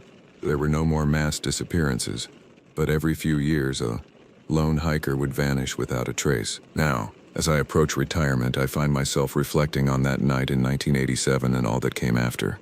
I've spent a career balancing my duty to protect the public with my understanding that there are things in this world beyond our comprehension. I still venture into the woods, though not as often as I used to. And when I do, I carry with me not just my gear and my gun, but also the knowledge that the forest holds secrets older than humanity itself. Some nights, when the wind howls through the trees and the moon casts long shadows, I think I hear something moving out there, something that doesn't belong, and I wonder if it remembers me as clearly as I remember it. To those who come after me, who patrol these woods and look after those who visit them, I leave this warning: respect the forest and all it contains, but never forget that not everything that walks on 4 legs is an animal, and not every shadow is cast by the trees. The woods are alive, just as my grandfather said.